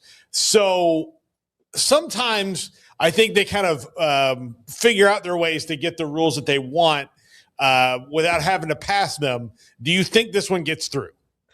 Yeah, this one's going to be interesting because, like you said, so what we've kind of heard, because it sounds weird. I mean, when it came out, I was like, this is weird. But the reason that they're doing it like this is because they want to say, oh, well, for players who would graduate this year who have used their red shirts, well, you've already used your red shirt, and you're not just going to be able to sue to get an extra 5th year of eligibility. That's kind of what people would be saying. But, it's obviously a weird way for it to go about. I do think that there's going to be a version of this probably passed. And, there'll be NCAA meetings. This has to be approved by sort of the NCAA Division I committee before anything can kind of formally be done. But, I think that there is sort of this understanding. And to kind of get into the 5 for 5 thing, right? Like, there is great frustration. I mean, go back to obviously 2019 with De'Aaron King as kind of the originator of this. But like there is a lot of frustration with guys leaving their teams after 4 games to not waste the year in transfer. That's something that I think for coaches just feels unpalatable and a little ridiculous to them. And, I think that red shirts over the years have been relatively positive things, right? I mean, I think that sometimes players just need an opportunity to not play and need an opportunity to develop. But again, the pressures are different than they've ever been in modern college football to get guys on the field right away, to show that that they're, going to be taken into account. I mean, everybody also is going to remember back to, everybody in Wake is going to remember back to 2011, right? When Nick Florence had to burn his red shirt to come off the bench to relieve Robert Griffin. And, so I think that it's complicated, but for me, like you said, I think it's ultimately going to be a 5 for 5 workaround. I wouldn't be surprised long-term to see them ultimately get that 5 for 5 pass, but certainly the mechanics of all this is a little weird. Sam Levitt finally official after a little bit of a saga, and Tennessee's involved and he's traveling, and how's this all going to end up? Lane Kiffin gets this guy. We saw Texas with a big weekend. Shahan, what's jumped out to you from the portal, maybe from the last few days, since we definitely don't have time to cover everything that's happened in the portal the last few days? Yeah, I think that Cam Coleman was an absolute must for Texas. Like, I mean, frankly, they lost so much. They needed kind of that top end piece to come in. And, look, 2026 is about maximizing Arch Manning. Nothing else really matters. You're never going to have an opportunity like this ever again. Like, if they don't make the playoff in 2026, I think that Steve Sarkisian legitimately does start to end up on a hot seat, which I expect them to be in the playoff. And the other thing, too, I mean, it kind of been related is Jordan Seaton just yesterday, the star left tackle from Colorado, one kind of the next generation, I guess you could say, of Colorado and Coach Prime stars. Well, he's leaving the program, right? That is, I think, a pretty big deal for Colorado, certainly, and the long-term sustainability of this thing. But also, I mean, he jumps in now as a non-quarterback, probably the most valuable player to jump into the portal in the NIL era. Like, he is a player who could be getting $2 to $3 million to transfer to his new school after rating really, really well as a pass blocking prospect. Texas has been a team that's been linked to him. LSU's been a team that's been linked to him. So I think that him entering the portal is a pretty significant development. But and across the sport as well, right? I think Oklahoma State with Eric Morris has put together a really good transfer class, even independent of the North Texas guys that they're bringing in. And one program that I've been very impressed by actually is Kentucky, with Will Stein coming over from Oregon. They've got a really interesting transfer class headlined by Kenny Minchie, the backup Notre Dame quarterback who people are very high on. They're a class that I think could actually turn around a lot quicker than people expect. Yeah, and Oklahoma State's you mentioned the Eric Morris factor. Okay, so if Indiana's current roster, which a lot of them will overlook, went to James Madison or understarred or whatever, or not enough stuff, if their starters went in the portal today, how many of them would be absolutely just massive amount of money put their way because of what we now know that they've developed into?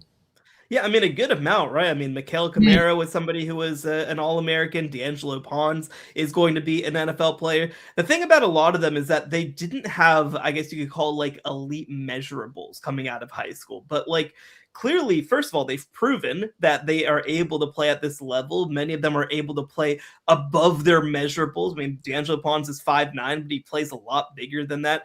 But then the other thing, too, and you kind of refer to it, is, like, you have these guys who are at so many different positions that have been able to maximize themselves. They just are well coached, well developed. They have enough physicals to get by even against the most elite of opponents. I mean, again, like you said, if a lot of these guys get into the portal today, I mean, many of them would be in the top 50 or 100 recruits in the transfer portal. Shahan, thank you. Enjoy it. Paul, you have another question? No. Shahan, thank you very much, buddy.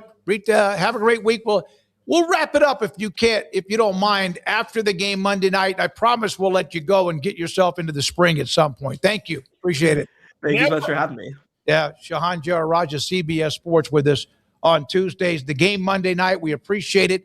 A lot of the guests we've had the last 3 to 5 months, of course, we'll move it and get them on when we need. And then we'll start to focus in on the Big 12 schools and others who where they are following once the portal closes, even though there's still a lot of work to be done.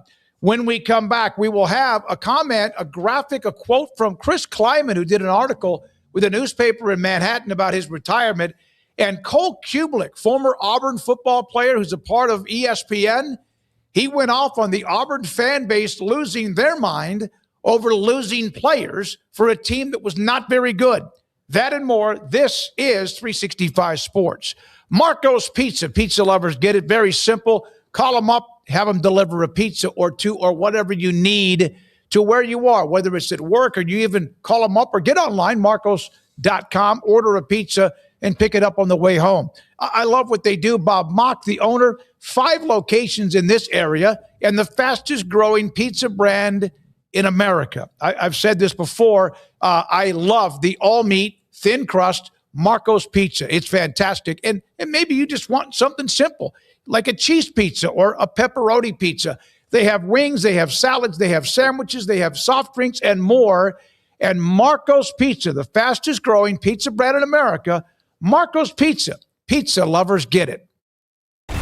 Did you know that 1 out of every 4 men have symptomatic low levels of testosterone and don't even know it? And if you think you're too young to worry about it, guess again. Low T levels can make you feel tired and grumpy, raise your cholesterol, and cause weight gain. Petty Clinic Low T can set up same-day blood screening and results. So if you're tired of being tired, call or go online at pettycliniclowt.com. It's a private clinic with an atmosphere catering to men. Affordable, only $165 a month, including lab work, office consultation, testosterone injections, and follow-up visits, compared to $300 or more a month in Dallas or Austin. And you don't have to drive 90 miles one way or the other and fight the traffic. Petty Clinic Low T has board-certified physician consultations and will provide the best form of brand-strength testosterone. Contact Petty Clinic Low T for increased energy, improvement in sexual desire and performance, mood, concentration, even a decrease in body and belly fat. Just off Highway 84 and Old Hewitt Drive in Woodway, pettycliniclowt.com.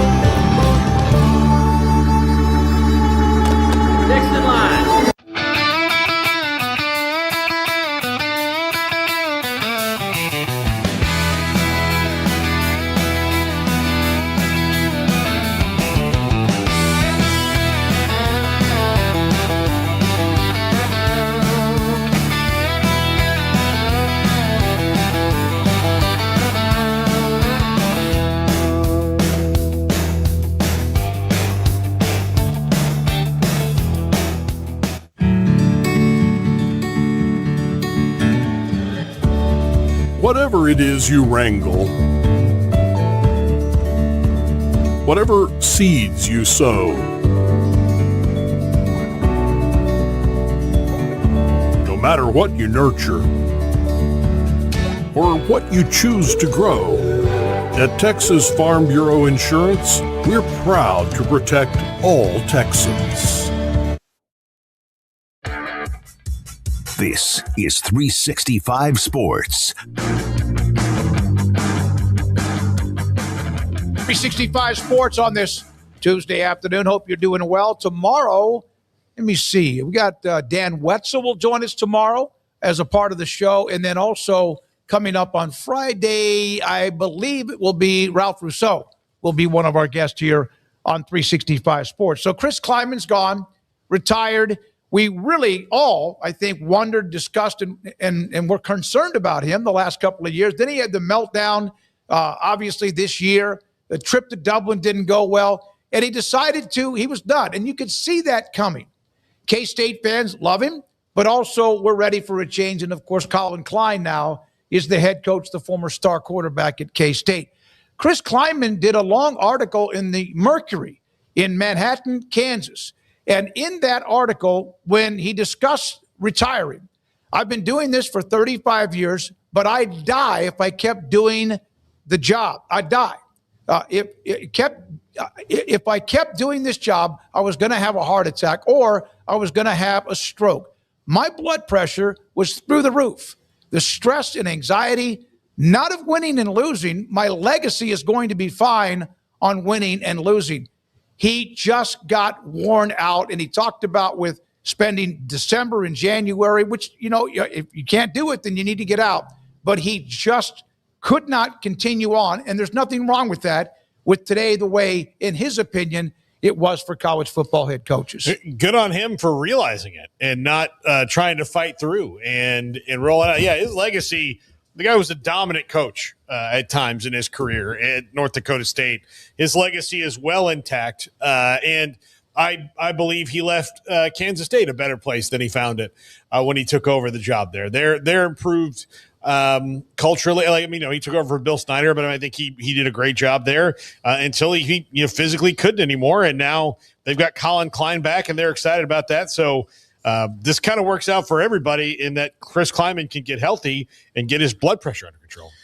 It's health, but it's also he just doesn't want to coach in this environment anymore. If you read the article, it was a good little update, and I appreciated that we got to hear from him for really the first time since he stepped away. But if you read it, then you know how the whole situation with Colin Klein came to be, that he pretty much knew that he was going to be making a big decision and had told, probably Gene Taylor, hey, give me a couple days, but the carousel's going on, and Colin Klein is looking like he might be taking a different job, and Kleiman sees the writing on the wall and decides, hey, I'm gonna give Colin Klein a phone call, and they talk, and he said he wouldn't reveal what that conversation was about, but ultimately Kleiman stepped down within like a day or so. I don't know exactly the time frame from reading it earlier, but it was that same week. It was almost immediately afterward. He stepped down after talking to Colin Klein, and almost immediately after he stepped down, Colin Klein was the head coach at Kansas State. So you have Chris Kleiman in part to thank for Colin Klein being the head coach at Kansas State, because he didn't have to step down.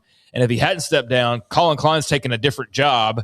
And sure, you might be able to peel him away a year from now, but it wasn't like he was going to take some Daisy State Technical University job. He was going to get a good job. And so it's not a guarantee that he's going to go back to K-State the moment that they open up. So Kleiman cut it off at the pass, got Klein there, and it was all in short order. But, he talked about his blood pressure was through the roof. He was going to die. He was going to have a heart attack. He talked about how they basically cut a bunch of guys, and then months later the NCAA says, oh, wait, you didn't have to do that. He's like, I thought we were supposed to cut walk-ons, and what? That's what you told us. And then you reversed that or didn't put that into effect. He told us that at Big 12 Media Day. Right. Yeah. So that was something that is still bothering him to this day, because it's mentioned in this article, and that's something that really, you can tell, hurt him deeply, was having to cut these guys. Then it has an effect on your football team just depth-wise. And so he's dealing with stuff like that. He talks about how, like December and January are basically, I'm trying to think of how he put it. He said it's not recruiting. He said, we don't have any guardrails. Anybody can do whatever the heck they want. And that for all of us coaches, not just myself at K-State, I've talked to many across the country. We're all kind of like, we need some guardrails so that somebody can't spend $45 million while somebody else is spending $15. He said that what's emerged over the last couple years is where nearly all players have agents. The agents leverage schools against each other to get their players the best payment, and rules allow anybody to go anywhere at any time. And he says, I don't blame any of these kids. It's not their fault, but you get done playing Colorado, and come Monday, there's 20 players' agents that want to know a number or they're ready to go into the portal. That's all I'm going to do the whole month of December and January is work with whatever 80 of our kids to see if we can keep them. And if not, go work with 580 kids to fill the 30 spots we're going to need. And that's all December and January. That's not recruiting. That's just finding ways to make deals. And so he talked about that. He's not saying anything that's not something we've already said on this show or any other coaches have already said, but you can just tell it finally got to a point health-wise where he's enough already. He hasn't ruled out coaching again, but he's taking a break for right now, and we'll see if he emerges on the other side of this thing somewhere. He could have selfishly continued and then gone 4-8 and gotten $22 million. He mentioned that too, that financially he could have okay, let me try to, not that he would have said fool the system, but he could have come back for another year, tried it, not worked, and gotten a big fat check. He walked away. It was the Monday after Colorado. He talked to Colin Klein. He told Gene Taylor, I need a couple of days. And then I think Wednesday is when they had the press conference. Yeah, so it all happened in short order, but he also went on to say that, basically, yes, they need a commissioner. They need a set of rules. They need to have everything the way everybody actually wants it to be. But he did say that he's not going to be one to fix it anymore, that he might not be done coaching. That remains to be seen, but he's done trying to be a fixer for the problems. He said, no way. Everything that we have put out there to try to get it fixed gets shot down. So he has no interest in trying to get involved. He doesn't see any path to any real enforcement or guardrails because it will be difficult to get universal agreement since those who have the most money have no incentive to sign on. He said, I don't see that happening in my lifetime, talking about guardrails. And this is what I've talked about plenty of times of all these people, whether it be a president or a coach, they talk about, well, we need guardrails. And then the moment they get an opportunity to do so, they're the ones that are going and brushing past any cap limits or saying, well, we're not going to do that. It's going to give us we're going to lose our advantage. So I don't know. The call's coming from inside the house, but they're all the ones holding blowtorches and lighting the roof on fire and then complaining about it afterwards. It's like you say you want rules, but then you don't really want rules because you want to be able to have an advantage over people. And so because of that, and because of the fact that a lot of those advantages come with the biggest schools, he's of the belief, and I'm kind of right there with him, that nothing's going to change. And so, yeah, he just sounds like he is absolutely at his wit's end, but still sounds like there's maybe an itch to coach one day again somewhere. I just believe it'll probably be somewhere like where he was prior to Kansas State versus a Kansas State-like place again because, yeah, he doesn't want to deal with all the nonsense that's going on. They had the AFCA coaches meeting today.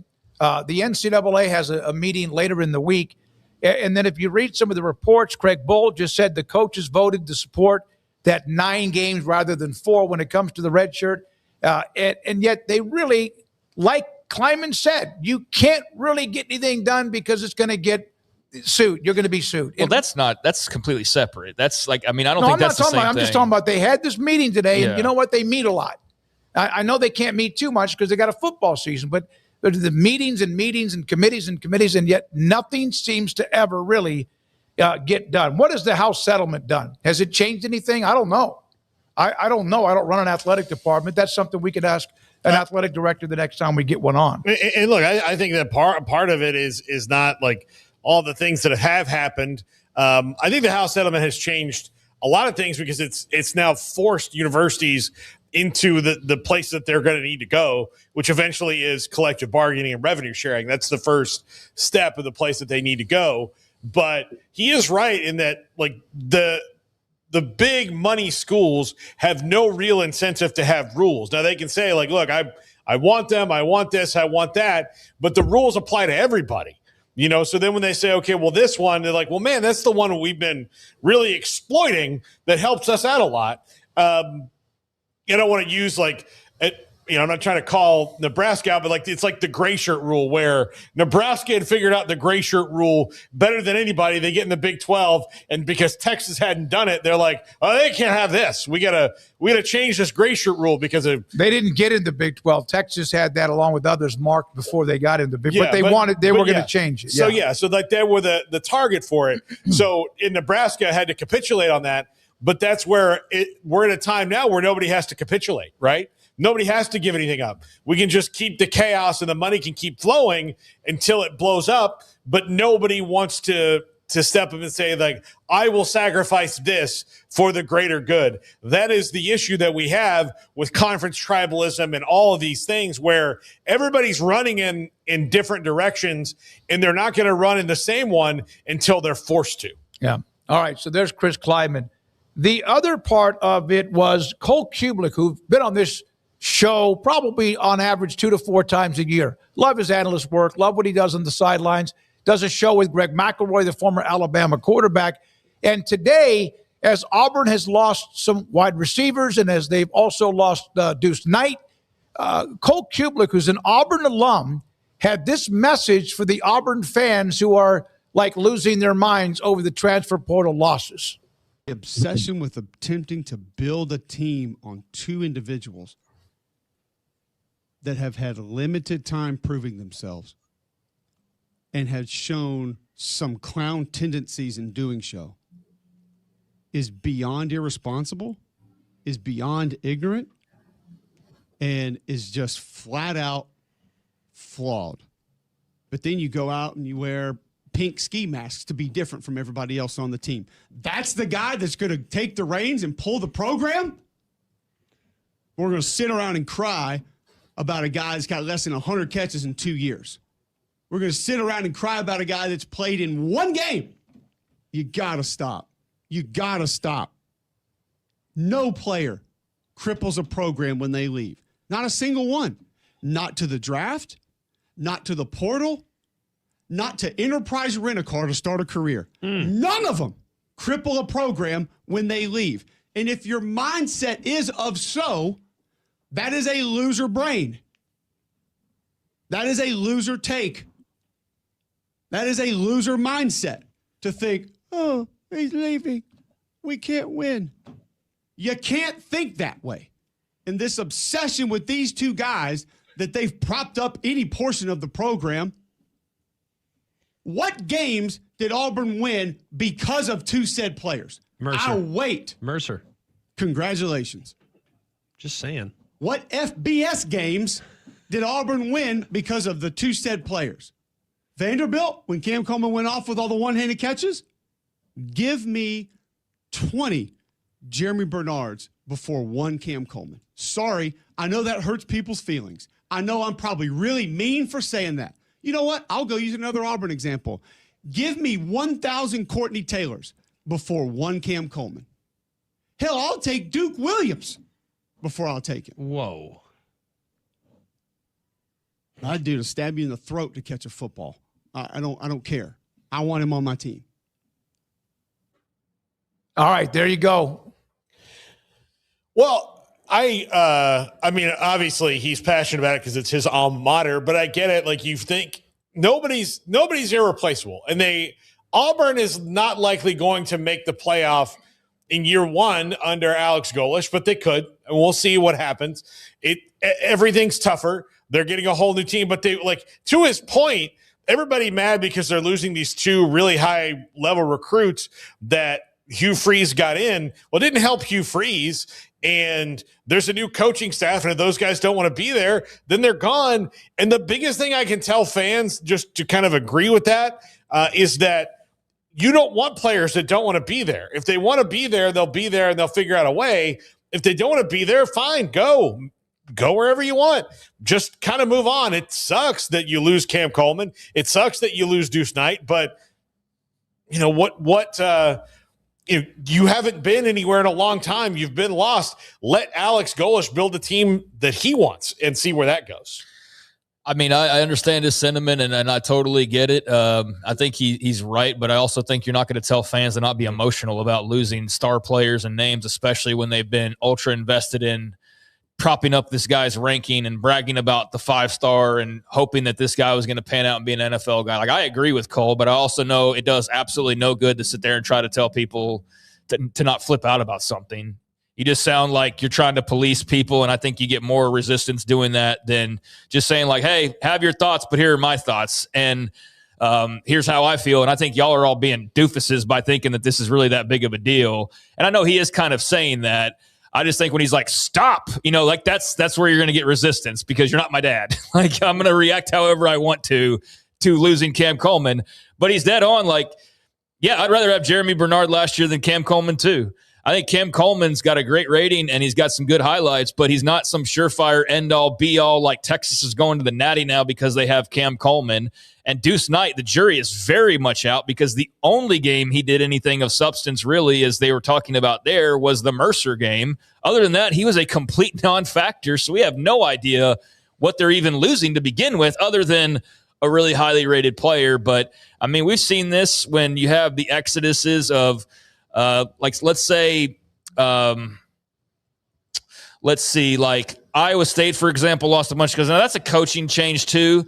It's a little bit of a different situation because you weren't intending to lose your coach. Like Auburn made the move to get rid of Hugh Freeze, but people are flipping out. And I get in the Iowa State case, that's probably a bad example. How about Baylor? Because they sucked last year and they're losing a bunch of players from that team. And you're like, well, what are they really losing if you really think about it?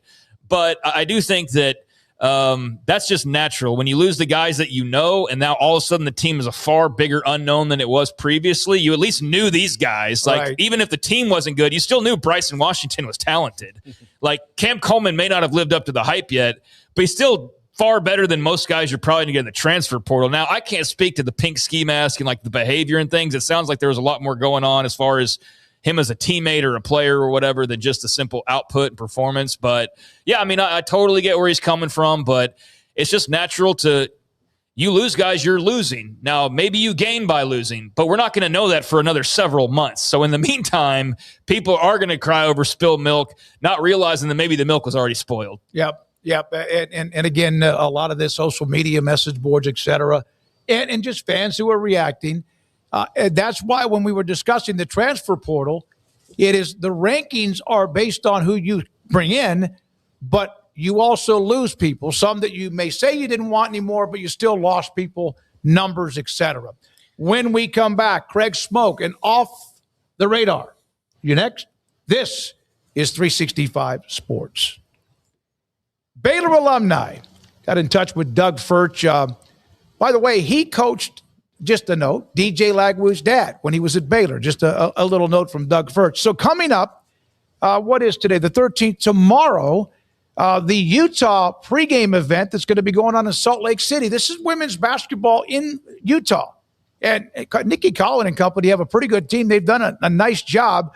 They'll have a rally together, the pregame at Red Rock. So this is my point about the Baylor alumni organization.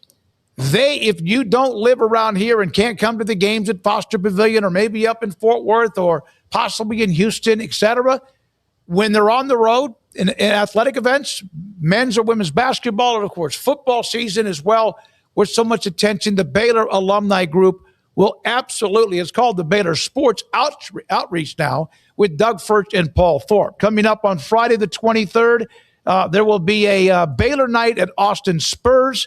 There's going to be a first pitch luncheon in Dallas on the 29th when Mitch Thompson, the Baylor baseball coach who got that big gift from Magnolia yesterday, he will speak at the Mangiano's at North Park on I-75. It is the Baylor Outreach with Doug Furch and also Paul Thorpe traveling around the country with you wherever you may be.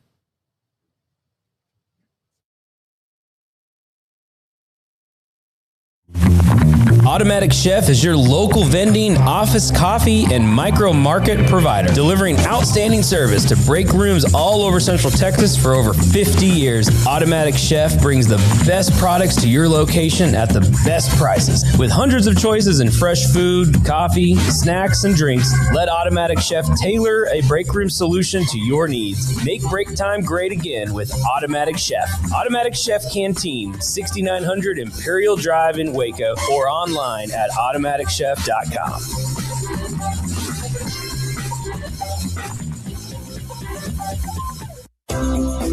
Ideal MRI is a small family business right here in Central Texas. We're open to support you while lowering the cost of healthcare bills.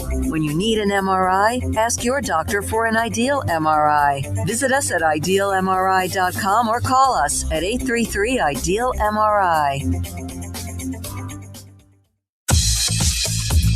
Baylor Scott & White Southwest Sports Medicine and Orthopedics, the team physicians for Baylor Athletics, diagnosing and treating all sports-related injuries, including concussions. These specialists also provide orthopedic services for athletes and non-athletes alike, whether it's knee or shoulder pain, a wrist injury, orthopedic spine care, and even an arthritis and total joint clinic. Trust the doctors Baylor Athletics trust. Baylor Scott & White Southwest Sports Medicine and Orthopedics wants to get you back in the game.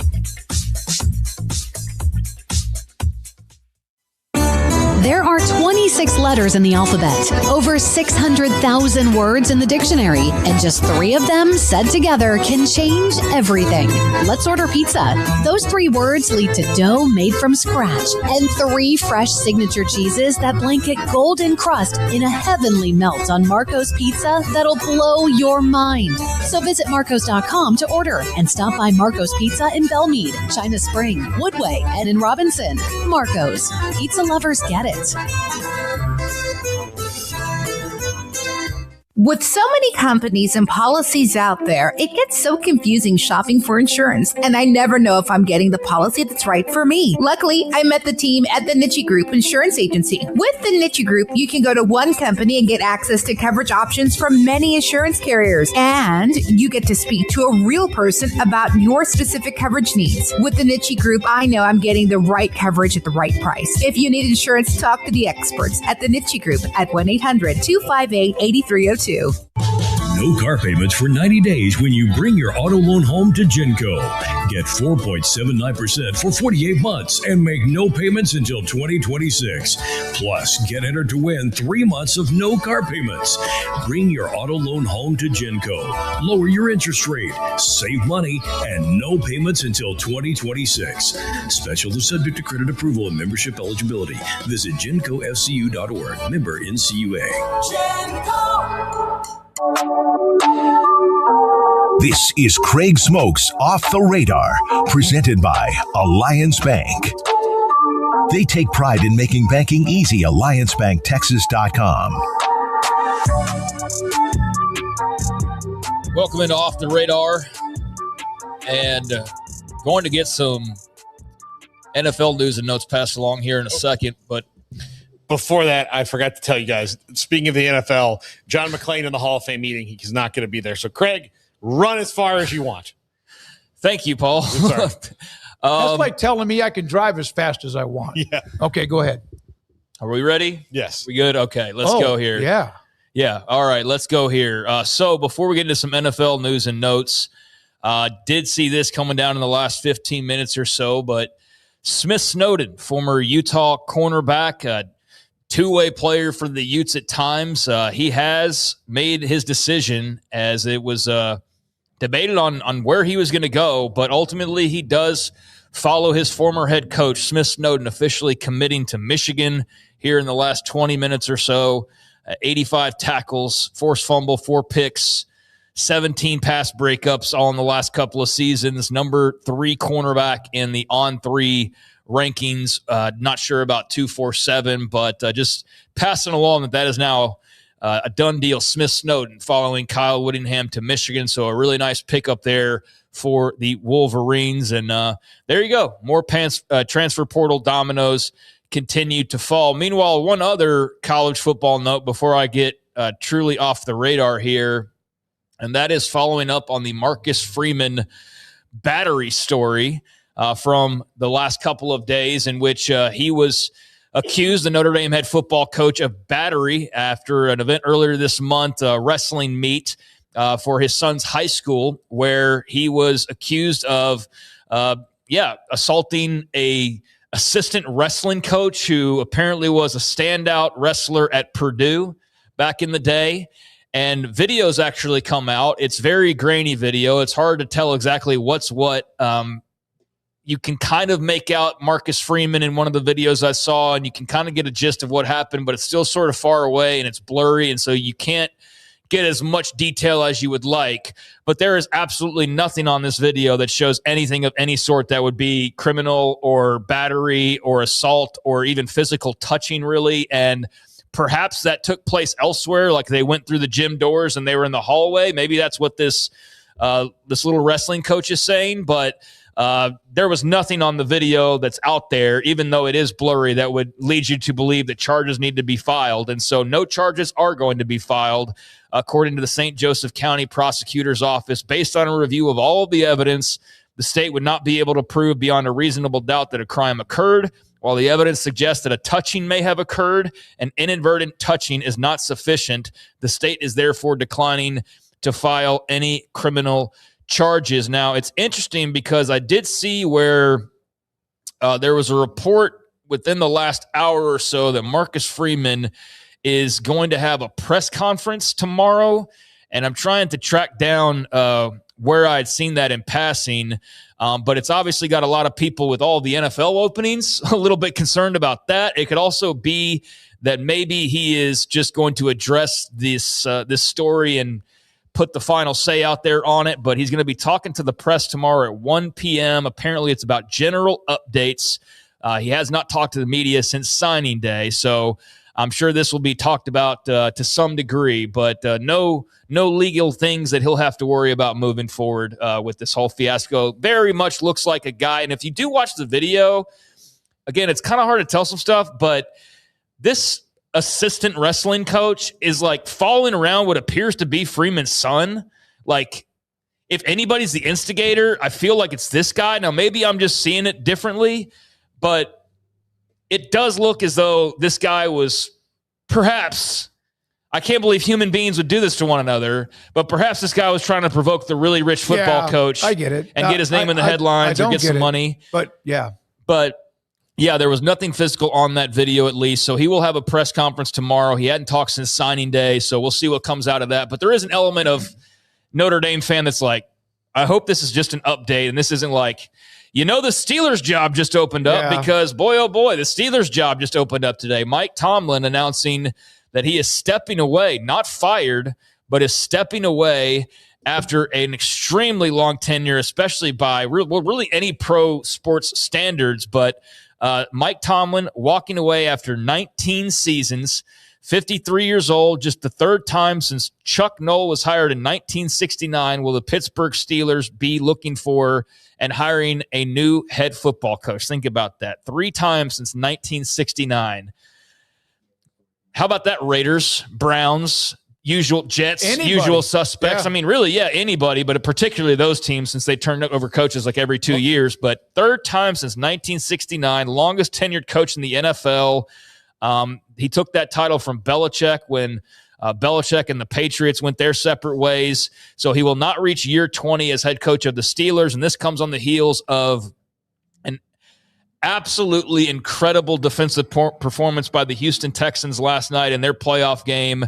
That was not only the end, now we know officially, of the Mike Tomlin era, but very well could have been and is expected to be the end of the Aaron Rodgers career in the NFL. The way that things ended, perhaps he would want to get the bad taste out of his mouth and somebody comes with a lucrative contract offer. But even all the analysts who you think know somebody who knows him or do know Aaron, like, they're all basically saying, like, yeah, we think he's retiring. We think he's retiring. We think he's retiring. So some pretty big goodbyes potentially last night, but certainly a big one confirmed, and that is Mike Tomlin no longer head coach of the Steelers. Paul, Mr. Catholic, how many popes have there been since 1969?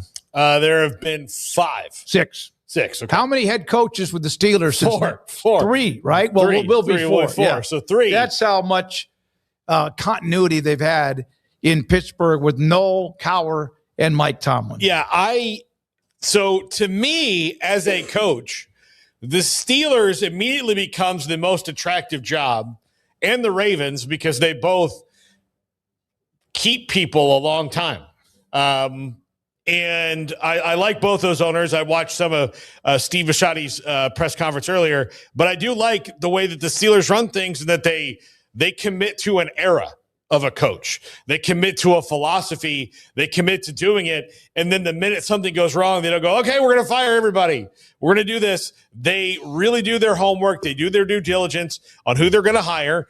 And this has only happened twice in my lifetime, and I was super young when Bill Cowher got hired. So I don't really remember all that. I remember Chuck Noll retiring, but when Bill Cowher retired and now Mike Tomlin steps away, you're going to see the same thing. They're going to vet a lot of people. Now, granted, things have changed in the 19 years since Mike Tomlin has been there, but knowing the Rooneys and what they do, if I'm a coach, that's maybe the job. If I'm the most sought-after guy, that's maybe one that I want, because I know that they're not going to fire me at the first sign of trouble. Mm-hmm. Yeah, very true. I mean, there is a lot more patience there than there have been other places, and that's probably why they've been as successful as they have been. So you throw the Steelers on top of a pile of vacancies that also includes the Cardinals, the Falcons, the Ravens, the Browns, the Raiders, the Dolphins, the Giants, and that's just head coaches. So there you go. And it was interesting that, who was it? I believe it was the Ravens owner, Steve Bisciotti. He was doing a press conference, and one of the reporters asked him if he had seen the news about Mike Tomlin being out in Pittsburgh. And Bisciotti is like, no, and then had a really funny reaction where he was just kind of like, you could tell he was just amazed by that. And then immediately turned it into like a humorous deal of, well, we'll take Mike if Pittsburgh takes John. And so he had a little crack about that. But I think there were some Ravens fans going, hell yeah, we'd take Mike Tomlin as our head coach the next time around. I mean, there's definitely going to be some interest in him. We'll see if he goes and does the broadcast thing. But there is this element, right, because he stepped away of his contract, is still technically owned by the Steelers, I believe I was reading earlier.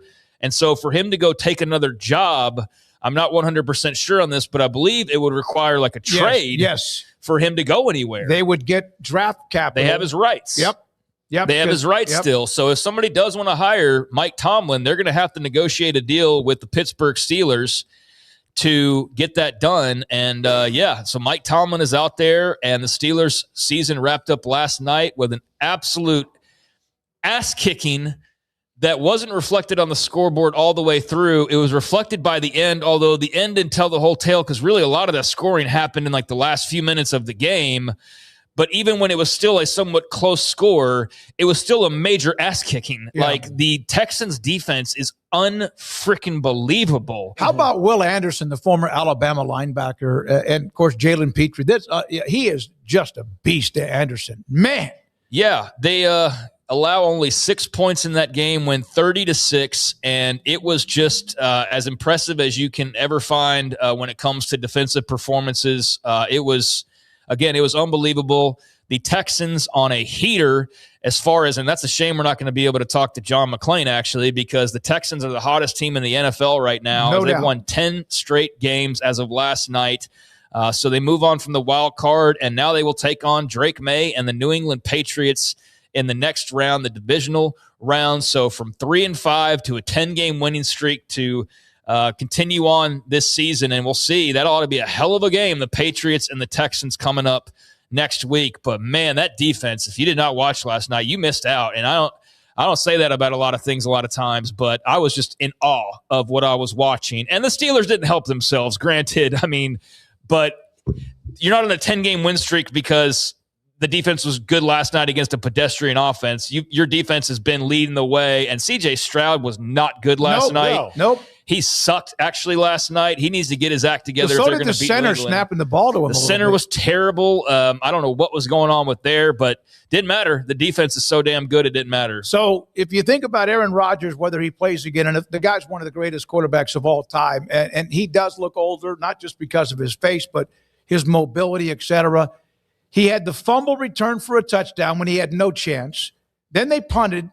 Then he threw the pick, and that was returned for a touchdown, and then they ran 6 plays and the clock ran out. That is his last part of at least with Pittsburgh for this year. And the Texans, and the win in Pittsburgh, where they've had some nightmares before, had to be a sweet for a lot of the, even though it's a different team than the Oilers, had to be sweet. It was one of Mike Tomlin's first losses on Monday Night Football ever, which was his last game. Like, yeah, he was really good on Monday night. Love Monday Night Football. It seems to be that he's going to go to TV for a year at least and see where that goes. I also don't think you leave the Steelers and then you just think that the next place is going to be as good because of, like I said, the aforementioned loyalty. And for Aaron Rodgers, just please make a decision quick and don't make the offseason about you. 22-4, by the way, Pittsburgh with Tomlin. Yeah. Yeah. So, and I think they were 20-0 in their last 20. It's been a long time. But I saw that stat before the game last night. I can't remember what it was. But, yeah, I'm look, if Aaron Rodgers is one of the greats of all time, these last couple of years haven't tarnished his legacy, but it's over, man. It's over. And the new coach, if I'm, whoever they hire, I want to draft my quarterback if I can and start building from there. Yeah, so if that is Aaron Rodgers' last game, 17 of 33, 146, an interception, no touchdowns, QBR of 14.3, a rating of 50.8. I mean, just abysmal stuff. And a lot of that was not him. That was Houston doing what they do, including a couple defensive touchdowns. And it was a 7-6 game at halftime. It was a 3-0 Pittsburgh lead after the first quarter. It was still 7-6 after the third quarter. And then the Texans defense just took over 23-0 in the fourth, thanks in large part to that defense. And they win 30-6. So, yeah, if that was the end of the Aaron Rodgers run, what would you have said to somebody who said, hey, that Super Bowl he won with Green Bay early on in his career, that's going to be the only time he does that. It's going to be the only Super Bowl he wins. I'm surprised. The three of us were there. Yeah, we were. We were there. It was in Arlington. It was in Arlington. And 15 years ago. Yeah. 14. No, yeah. And it was, I would have thought he would have won another one, but it was always just one little thing. They were so close a lot of the times, but it was always just one little thing. But that's how hard it is to win. You can have one of the greatest players of all time. And if you got a chance to see Aaron Rodgers live, which I did several times, I don't know if I'll ever see somebody that with the ability to throw the ball through a keyhole from weird spots like he did. I mean, he was just so unbelievably good at it. And it was his unique thing of if you give him even the slightest window, he's going to be able to fit it in there. And he did it and didn't throw a lot of picks like his predecessor did. He was a gunslinger, but he was under control. Easily a first ballot Hall of Famer. And I wish him the best of luck in whatever cave he sleeps in for the next 6 months. Quickest release I've ever seen with what he can do with the football. Yeah, enjoy the ayahuasca. I'm sure he's going to post-career more than ever before, I would think. But, yeah, Aaron Rodgers, we'll see on what the final determination is. And, yeah, I would hope that you just make a quick call. But if it's based on what we've seen recently, then we'll find out right before next year starts that he's finally officially retired. He's going to drag it out to the very end. But maybe not. We'll see how that goes. So meanwhile now, Mike Tomlin's gone as head coach of the Steelers. The Texans have won 10 in a row. Aaron Rodgers' career could very well be over at this point, but the playoffs will roll along. And so next week in the divisional round, you'll have the Broncos, the top seed after their bye, taking on the Bills. And that will be a CBS game. Denver, the slight favorites there, coming up here on, was that Wednesday, Thursday, Friday, Saturday. And then on Sunday, on the other side of the AFC bracket, you'll have the Texans obviously just playing last night and the Patriots as that 2-5 matchup.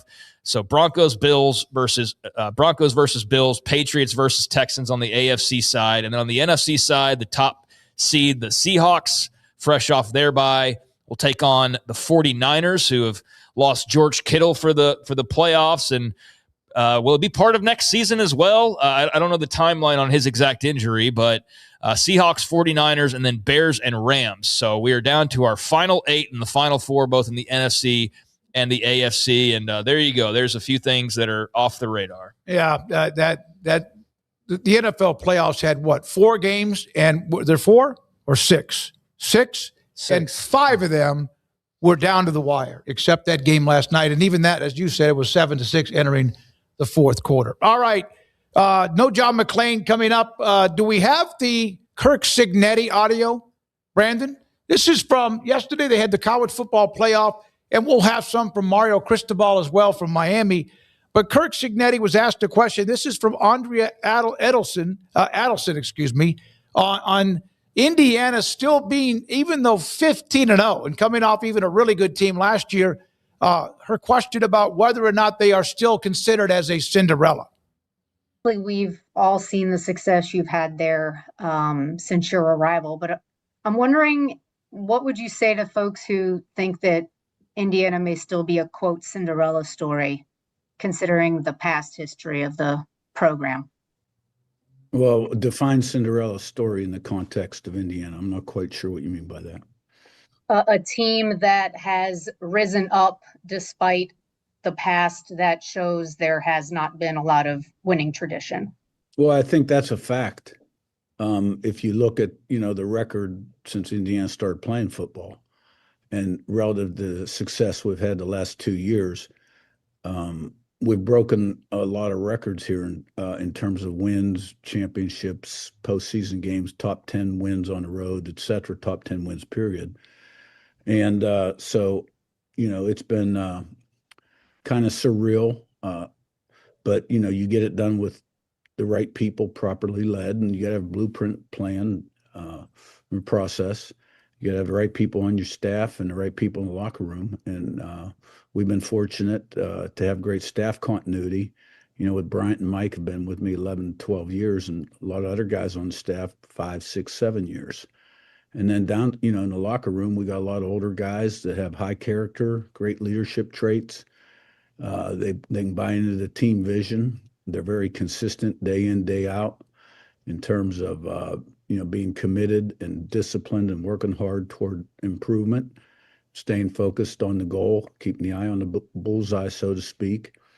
And, being able to sort of enter every Saturday prepared with the right mindset and then putting it on the field. So it's all about people. And then you got to have a blueprint and a plan. And I think, there's no question about it. That's what's gotten us to this point. All right, there's Kirk Cignetti answering one of the questions from yesterday with Mario Cristobal a part of that too. I mean, yeah, he's an interesting guy to listen and kind of hear, just give his thoughts on different things. And I like his approach, and I wasn't necessarily totally on board with his attitude as somebody who wasn't really paying super close attention to Kurt Cignetti, like the personality at JMU and whatnot throughout his career. It was just kind of a name in a program, right? And wasn't familiar with his game, if you will, but very familiar now. And initially it was a bit abrasive, but the more time's gone on, and it's not the winning, although the winning backs up being a little bit of abrasive guy at times. I think he's highly entertaining. He definitely rubs you the wrong way if you're on the opposite side of him. But man, how could you not love him? And just the attitude with the winning that comes with it if you're an Indiana fan. Like this dude's got some confidence and some cockiness about him. And when you're winning, that's a very powerful combination. And it's not somebody that you feel is like going to go and get a DWI out of nowhere or just some kind of a crazy thing. He just seems like a guy who, he's like I said, Google me, I win. Yeah. Like he knows who he is. He's very confident. What was the first thing you thought of when you ever heard that comment from him? I just thought he was kind of arrogant or cocky, and I didn't really know what else to think other than that, because I hadn't, like I said, paid a lot of attention to anything he'd said before that. I didn't watch a bunch of JMU press conferences or anything along those lines. So I didn't know much about his personality. I just knew that he was a good head coach that won, and that was about it. But yeah, then you see him coming off and talking the way that he did, and you're kind of like, what the hell is this guy on about? But man, the proof is in the pudding, and there's backing to what he says. So yeah, I credit him for the Indiana turnaround, but I like that they're not acting as though there's some like charity case that's lucky to be here and along for the ride. Like they're like, what, we're good, and we know we're good, and we're going to show you how good we are. And they sure as hell did that last weekend, because man, that was an ass whooping I couldn't look away from. And I keep using that phrase because that's just how I describe that game. It's what it was. And unlike some others, you just go like, all right, what's on? Big Bang Theory's on again on Turner Networks. Instead, I was just like, what's this final score going to be and how ugly can they make it? I'm fascinated. Yeah, no, I mean, it was ravenous, like what they did to Oregon. Like half the time I expected them to come in with like blood dripping from their mouths, like they caught them out of the water or something like that. But it's something else to see what he's done. And it's a credit to the leadership at Indiana, seeing that, hey, look, the Big Ten just expanded. There's all this money coming in. We are in a conference that has this stupid, crazy TV deal. We need to have, all the fans are mad because basketball is not near as good as they want it to be. We have to expand our athletic department and not be a school that's just focused on one thing. The easiest way to do that is to commit resources to football, hire the right guy, tell our alumni that we're doing this, use our gigantic alumni base, and fix something that's a problem. And they hired the perfect guy to do that because there's no bullshit about him. And he's like, okay, here's the 15 things we need to accomplish to be good. Let's go down the punch card and get them done. That's not why they're winning, though. They're winning because they have older players. Yeah. That's the only reason. The latest why. one, anytime you win and you're not supposed to, there are going to be, well, wait a minute, we got to come up with something. That's one of them, is that they have older players. And the other one is that they have Mark Cuban is locked into iCloud and he's getting everybody else's game plans and practice videos. I haven't seen that, but that sounds like some Americans I know. Sounds like some Americans out there that would believe something along those lines. But I do have something else I could pass along now because it just came down. And we don't have the ratings for the other semifinal game for Indiana and Oregon. I'm very curious about what those look like. This actually...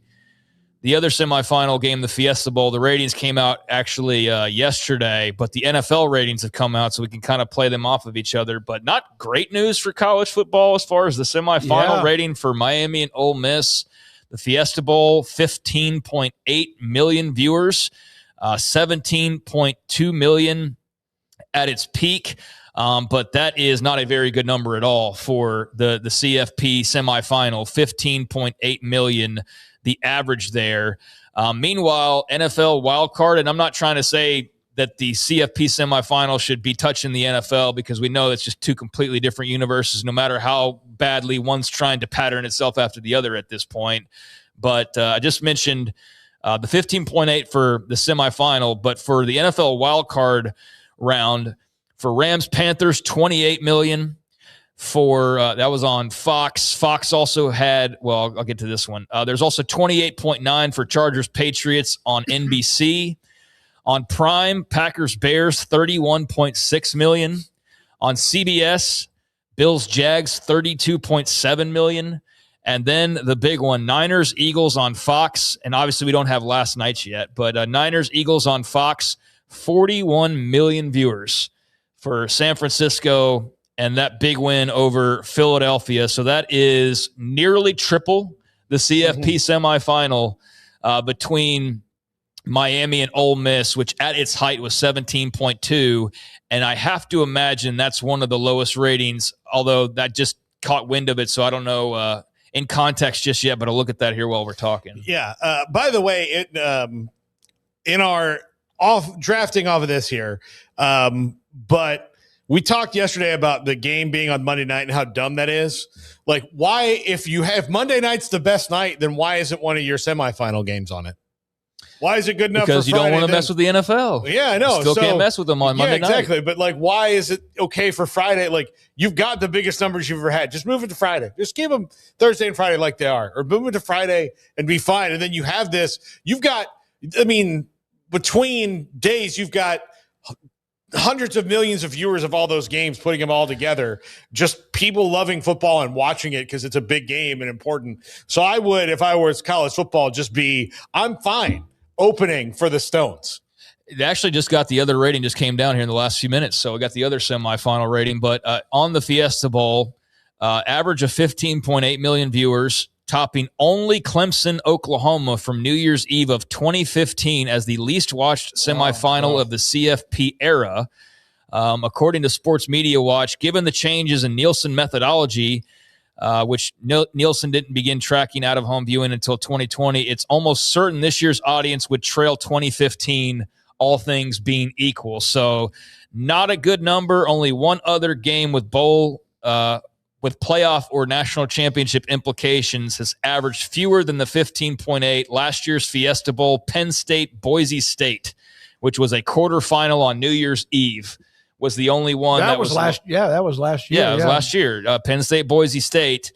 So there you go with that. Not good numbers for that semifinal, but just saw the Indiana number come down, and that one, that's still not great. 18 million viewers, peak at 21.4 million. So as a whole, the semis would average around, according to Pat Smith, our buddy, 16.8 million between the two. But yeah, 18 million for Oregon, Indiana. So yeah, guys, those aren't great numbers for your big semifinal. Who's going to play for the national championship? It's still a lot of people. It's still way more than most anything else on TV at that time. So the sky isn't falling by any means. But this idea of it's more popular than ever. Well, the playoff semifinal ratings aren't showing that. They're showing the opposite, which is a disconnect, because if everything else is growing in popularity and so much better, then why is the semifinal not very high at all? I saw somebody, again, this is like, okay, well, it's Indiana, right? They're not a blue blood. Well, they had 20-something million watch Alabama, Indiana just the week before. So it's not Indiana. And as a fan, I don't give a damn about the TV ratings. I would much rather watch a fresh blood like Indiana playing for it and have 18 million people than watch Alabama play for the 1,500th time and have 42 million people. I'll watch either one, but you're right. I'll watch either one. I'm happy with either one, but I'm not going to sit there and go, well, we got to get Alabama back in the playoff, or Texas or whoever, because they get better TV ratings. Like, I'm never going to be concerned to that degree. But if you are an executive, if you are the CFP people, that is something you're probably looking at and going, damn, these numbers should be better. Why are they not?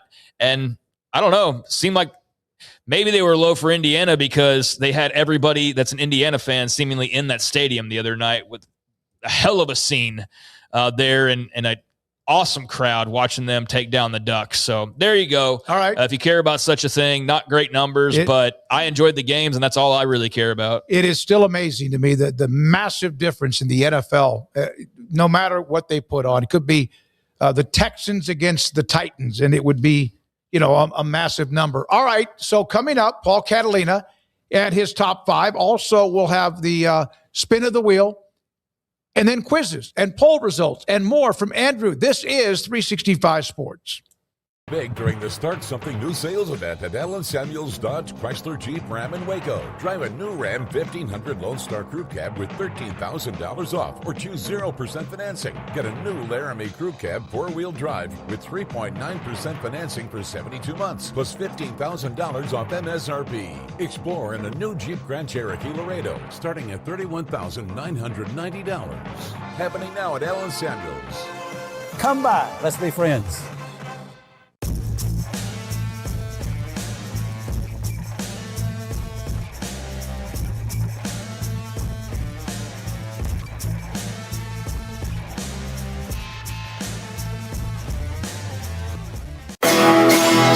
This is Paul Catalina's Top 5. Welcome into Paul Catalina's Top 5, brought to you by Flag and Anthem. Go to flagandanthem.com. Use our promo code 365sports for a discount at checkout. Let's go to teams that have killed it so far in the portal. These are teams that I like what they've been doing. I kind of split hairs here because I did not want to put like 4 Texas teams in this. I wanted to kind of spread it out, but I could have, because the teams in Texas are actually doing a really good job in the portal right now. But let's start with number 5, and that is Louisville, who I think has killed it so far in picking up what they need. They got a quarterback that in Lincoln Kienholz, who has not played at Ohio State and has been beaten out by a couple guys, but fits well skill set wise in that offense. And Jeff Brom can develop him for a couple of years, which is something he has not been able to do so far there. Plus, they have gotten wide receivers, offensive linemen, skill players, and defensive players that they all need. Lwain McCoy transfers in from Florida State, a player who never really found his way there, but I really liked when he was there. I think he's going to fit in well there. And I like what they've done along the running back and offensive line areas as well. Next up, number 4, Texas Tech. Should they be higher? Maybe, maybe not, but this is kind of a fluid list right now. They've actually struck out on some guys, which is surprising, in Coy Parrish, who went to Oregon, and in Wendell Gregory, who went to Oklahoma State, went from Oklahoma State to Kansas State. But outside of that, what they have done has been tremendous. Let's start with Brendan Sorsby at quarterback, an upgrade. Adam Trick at defensive end, kind of steps right in there. Mateen Igburaga from Wake Forest, JoJo Johnson from Oregon State, Trey White, immensely talented guy from San Diego State. They've done really well all across the board, and they've got players coming at every turn. Austin Romaine from Kansas State.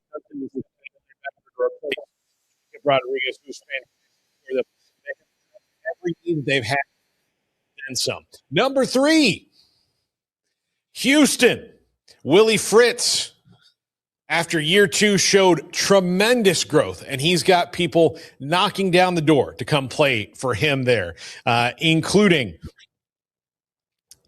guys that I did not think that they would have a shot at, like Demarion Thomas from Oklahoma State that comes in. Like him a lot, like that pickup. They got Makai Hughes back. I say back. Willie Fritz got him back. He was with him at Tulane. He didn't play a lot at Oregon, but he's going to fit in well back in the offense that he knows. It was kind of a weird thing, but they just keep getting guys, especially along the fronts, that are going to make them better. Patrick Overmeyer, the tight end from UTSA, that's a really good pickup for them. Miller Malone from Western Kentucky, really good pickup for them. And continue on and on and on, doing really, really well, getting guys in the portal. Some guys that you thought might have gone other places, bigger, more notable schools, but people are coming to play for Willie Fritz in the Houston Cougs. Number 2, one of the teams playing for the national championship, Indiana, absolutely killing it. Got Shaz Preston from Tulane just yesterday. And it all kind of starts with them reaffirming that quarterback position with Josh Hoover, who had kind of hit the wall at TCU, now steps into a system that's going to work out really well for him, a team that runs the ball a whole lot better. So those turnovers for Josh Hoover will just drop on the fact that he will not have to throw the ball as much for the Hoosiers as he did for the Horned Frogs. So many good people that they've picked up there at Indiana. I could go on and on and on, but we get to number 1, and this one is about quality over quantity. Longhorn fans were freaking out last week because they hadn't really signed anybody. They had this kind of contentious parting of the ways with Parker Livingstone. They didn't have any running backs. Trey Wisner, CJ Baxter off to other places. And then over the weekend, it was Hollywood Smothers, Cam Coleman, Rasheem Biles, just knocking it out of the park with stud transfers. These guys are all at the top of the transfer chart, not to mention a couple days before getting Raleek Brown from Arizona State in the fold, who had a 1,000-yard year himself. So they brought in about 3,500 to 3,800 yards of total offense in one fell swoop between 3 guys. And Cam Coleman has not had the quarterback that he's going to have. Cam Coleman to Arch Manning should be lethal in Austin, and they continue to rebuild that defense. I actually think the best overall player they might have gotten was Rasheem Biles, the linebacker from Pittsburgh, who is everywhere and lives in the backfield, 17 tackles for loss in 2025. That's going to do it for this top 5. The wheel comes up next.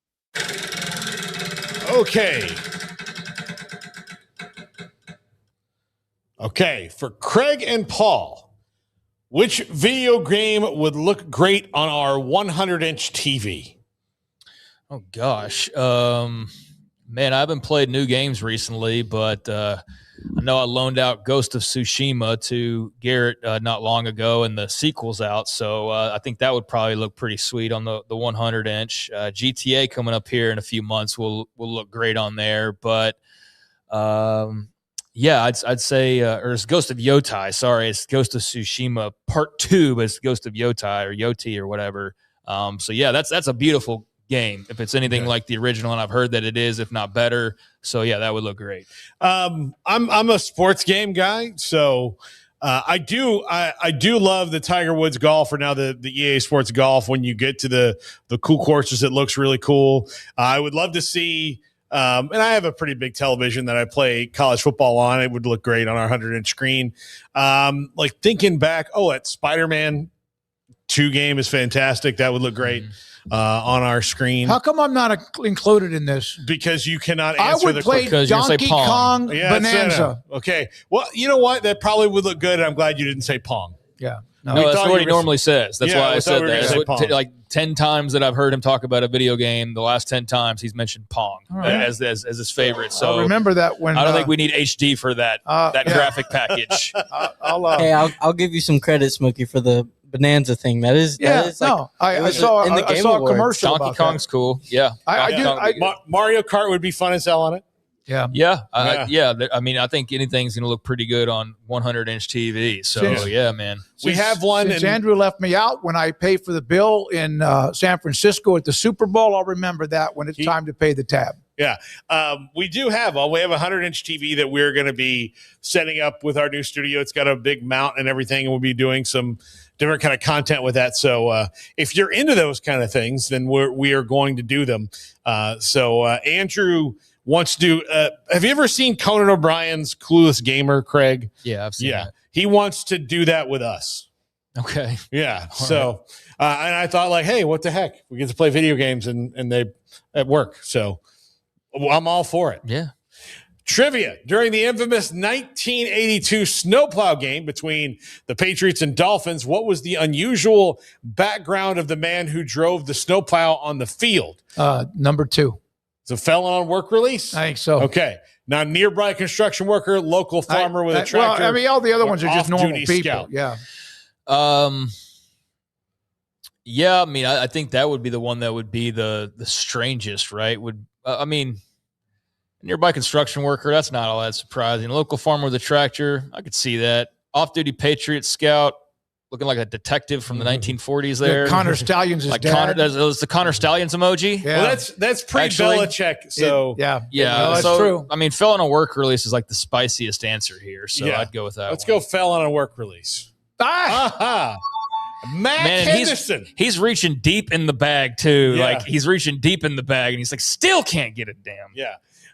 Mark Henderson was an inmate at Walpole State Prison, where he got a stadium maintenance job through a work release program. At Patriots coach Ron Meyer's request, he plowed a single strip of snow, just enough for kicker John Smith to hit a 33-yard game winner. The backlash was so strong, the NFL banned snow plows the next season.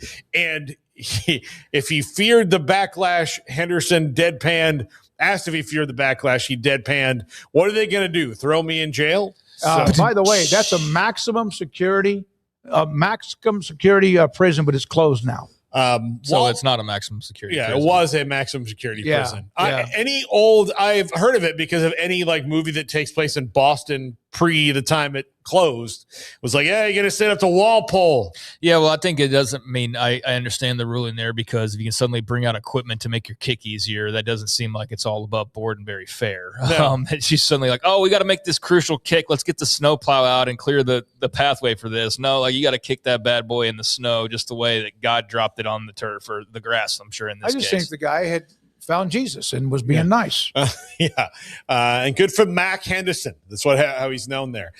Which team's entrance makes 66,000 fans? Synchronized jumping registers a mini earthquake. Virginia Tech? It's Wisconsin. Oh, the jump. They jump around. around. That's right. Yeah, it's going to be Wisconsin. Sandman is Virginia Tech, right? Oh, you had it right the first time. Wow.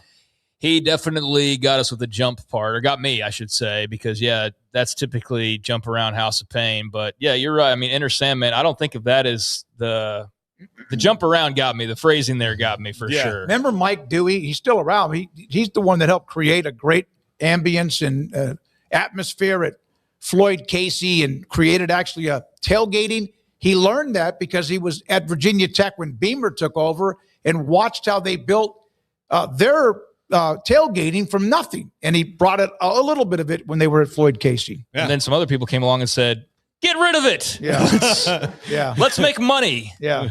And you know what we should do? We should hire a company that does it all for you, and we'll call it Turnkey. Yeah. And they'll give you 5 chairs and a half-empty bag of ice. And that brand new RV you bought for tailgating, you can't use it anymore. Yeah. All right. Yeah. So, okay. That's on you now, Doug McNamee, to fix that. Yeah. Does the home venue give Miami a major edge? 27% said yes, 33% said it'll be 50-50, and 40% said IU fans will take over. Well, as of right now, their big complaint is they haven't been able to buy the tickets. It's so few days They got out. 6 days before they play. Whether they get in or not, I don't know. It all just depends on how much the corporations who have a lot of the tickets decide to put them out on the street. Now, what I will say for Miami is a sports town, it's not the best. But when there is a big event, everybody wants to be seen there. So I think it'll be an edge. I don't know about a huge edge for the U, but I do think that they will have the edge. Okay. I think that's the drawback of the whole Rose Bowl national championship conversation is that people in LA do not care. Yeah. They do not care. And so I know there is a segment of college fans out there, and sometimes it's portrayed as there are none.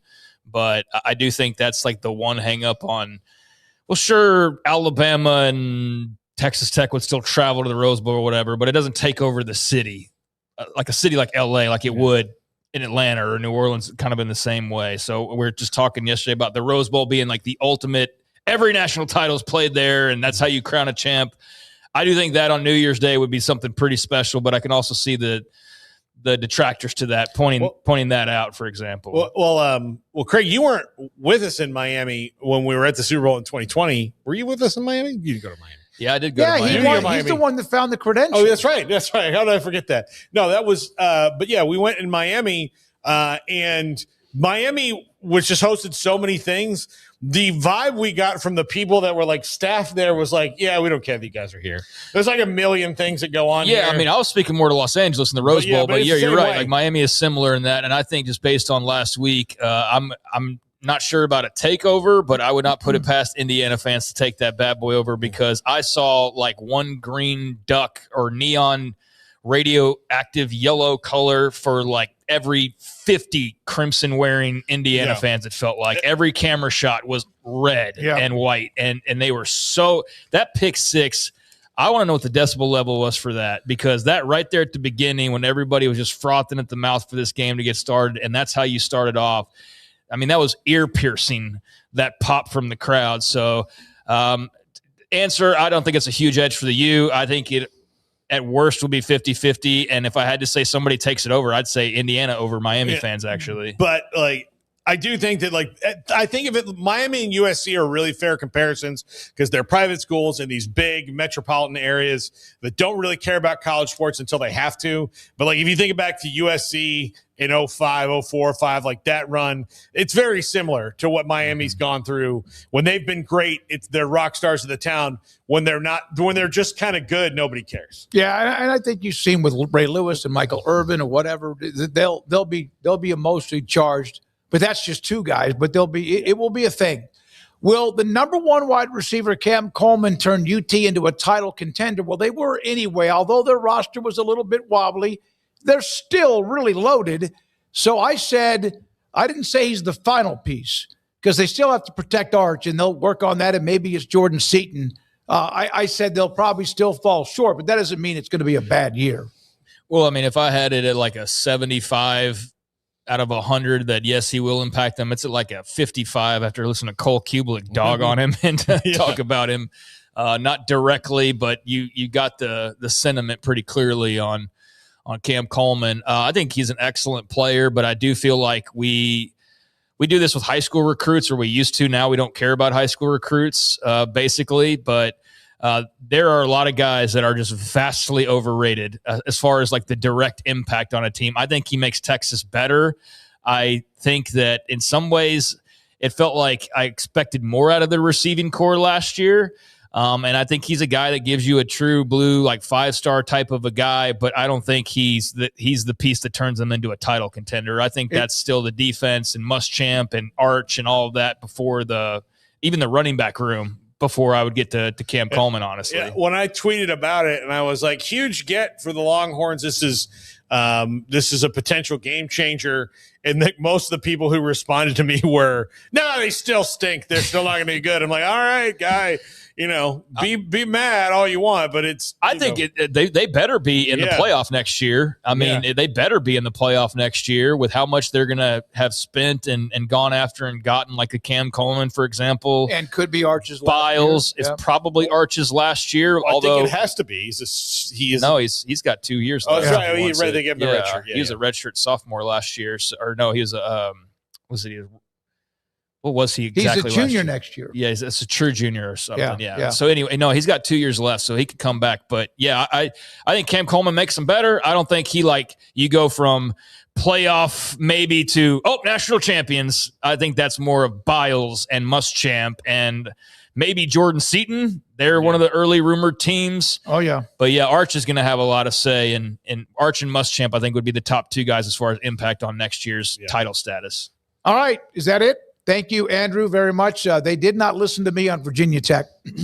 Yeah, he got us there with that won't happen again. Push me out of the way. He won't confuse me with the wording. By again, the way, Paul, Texas Tech fan saying that the reason that they did not get Wendell Gregory is they backed off of him because of that arrest that I brought up. Okay. So sure. I just wanted you brought to up an arrest?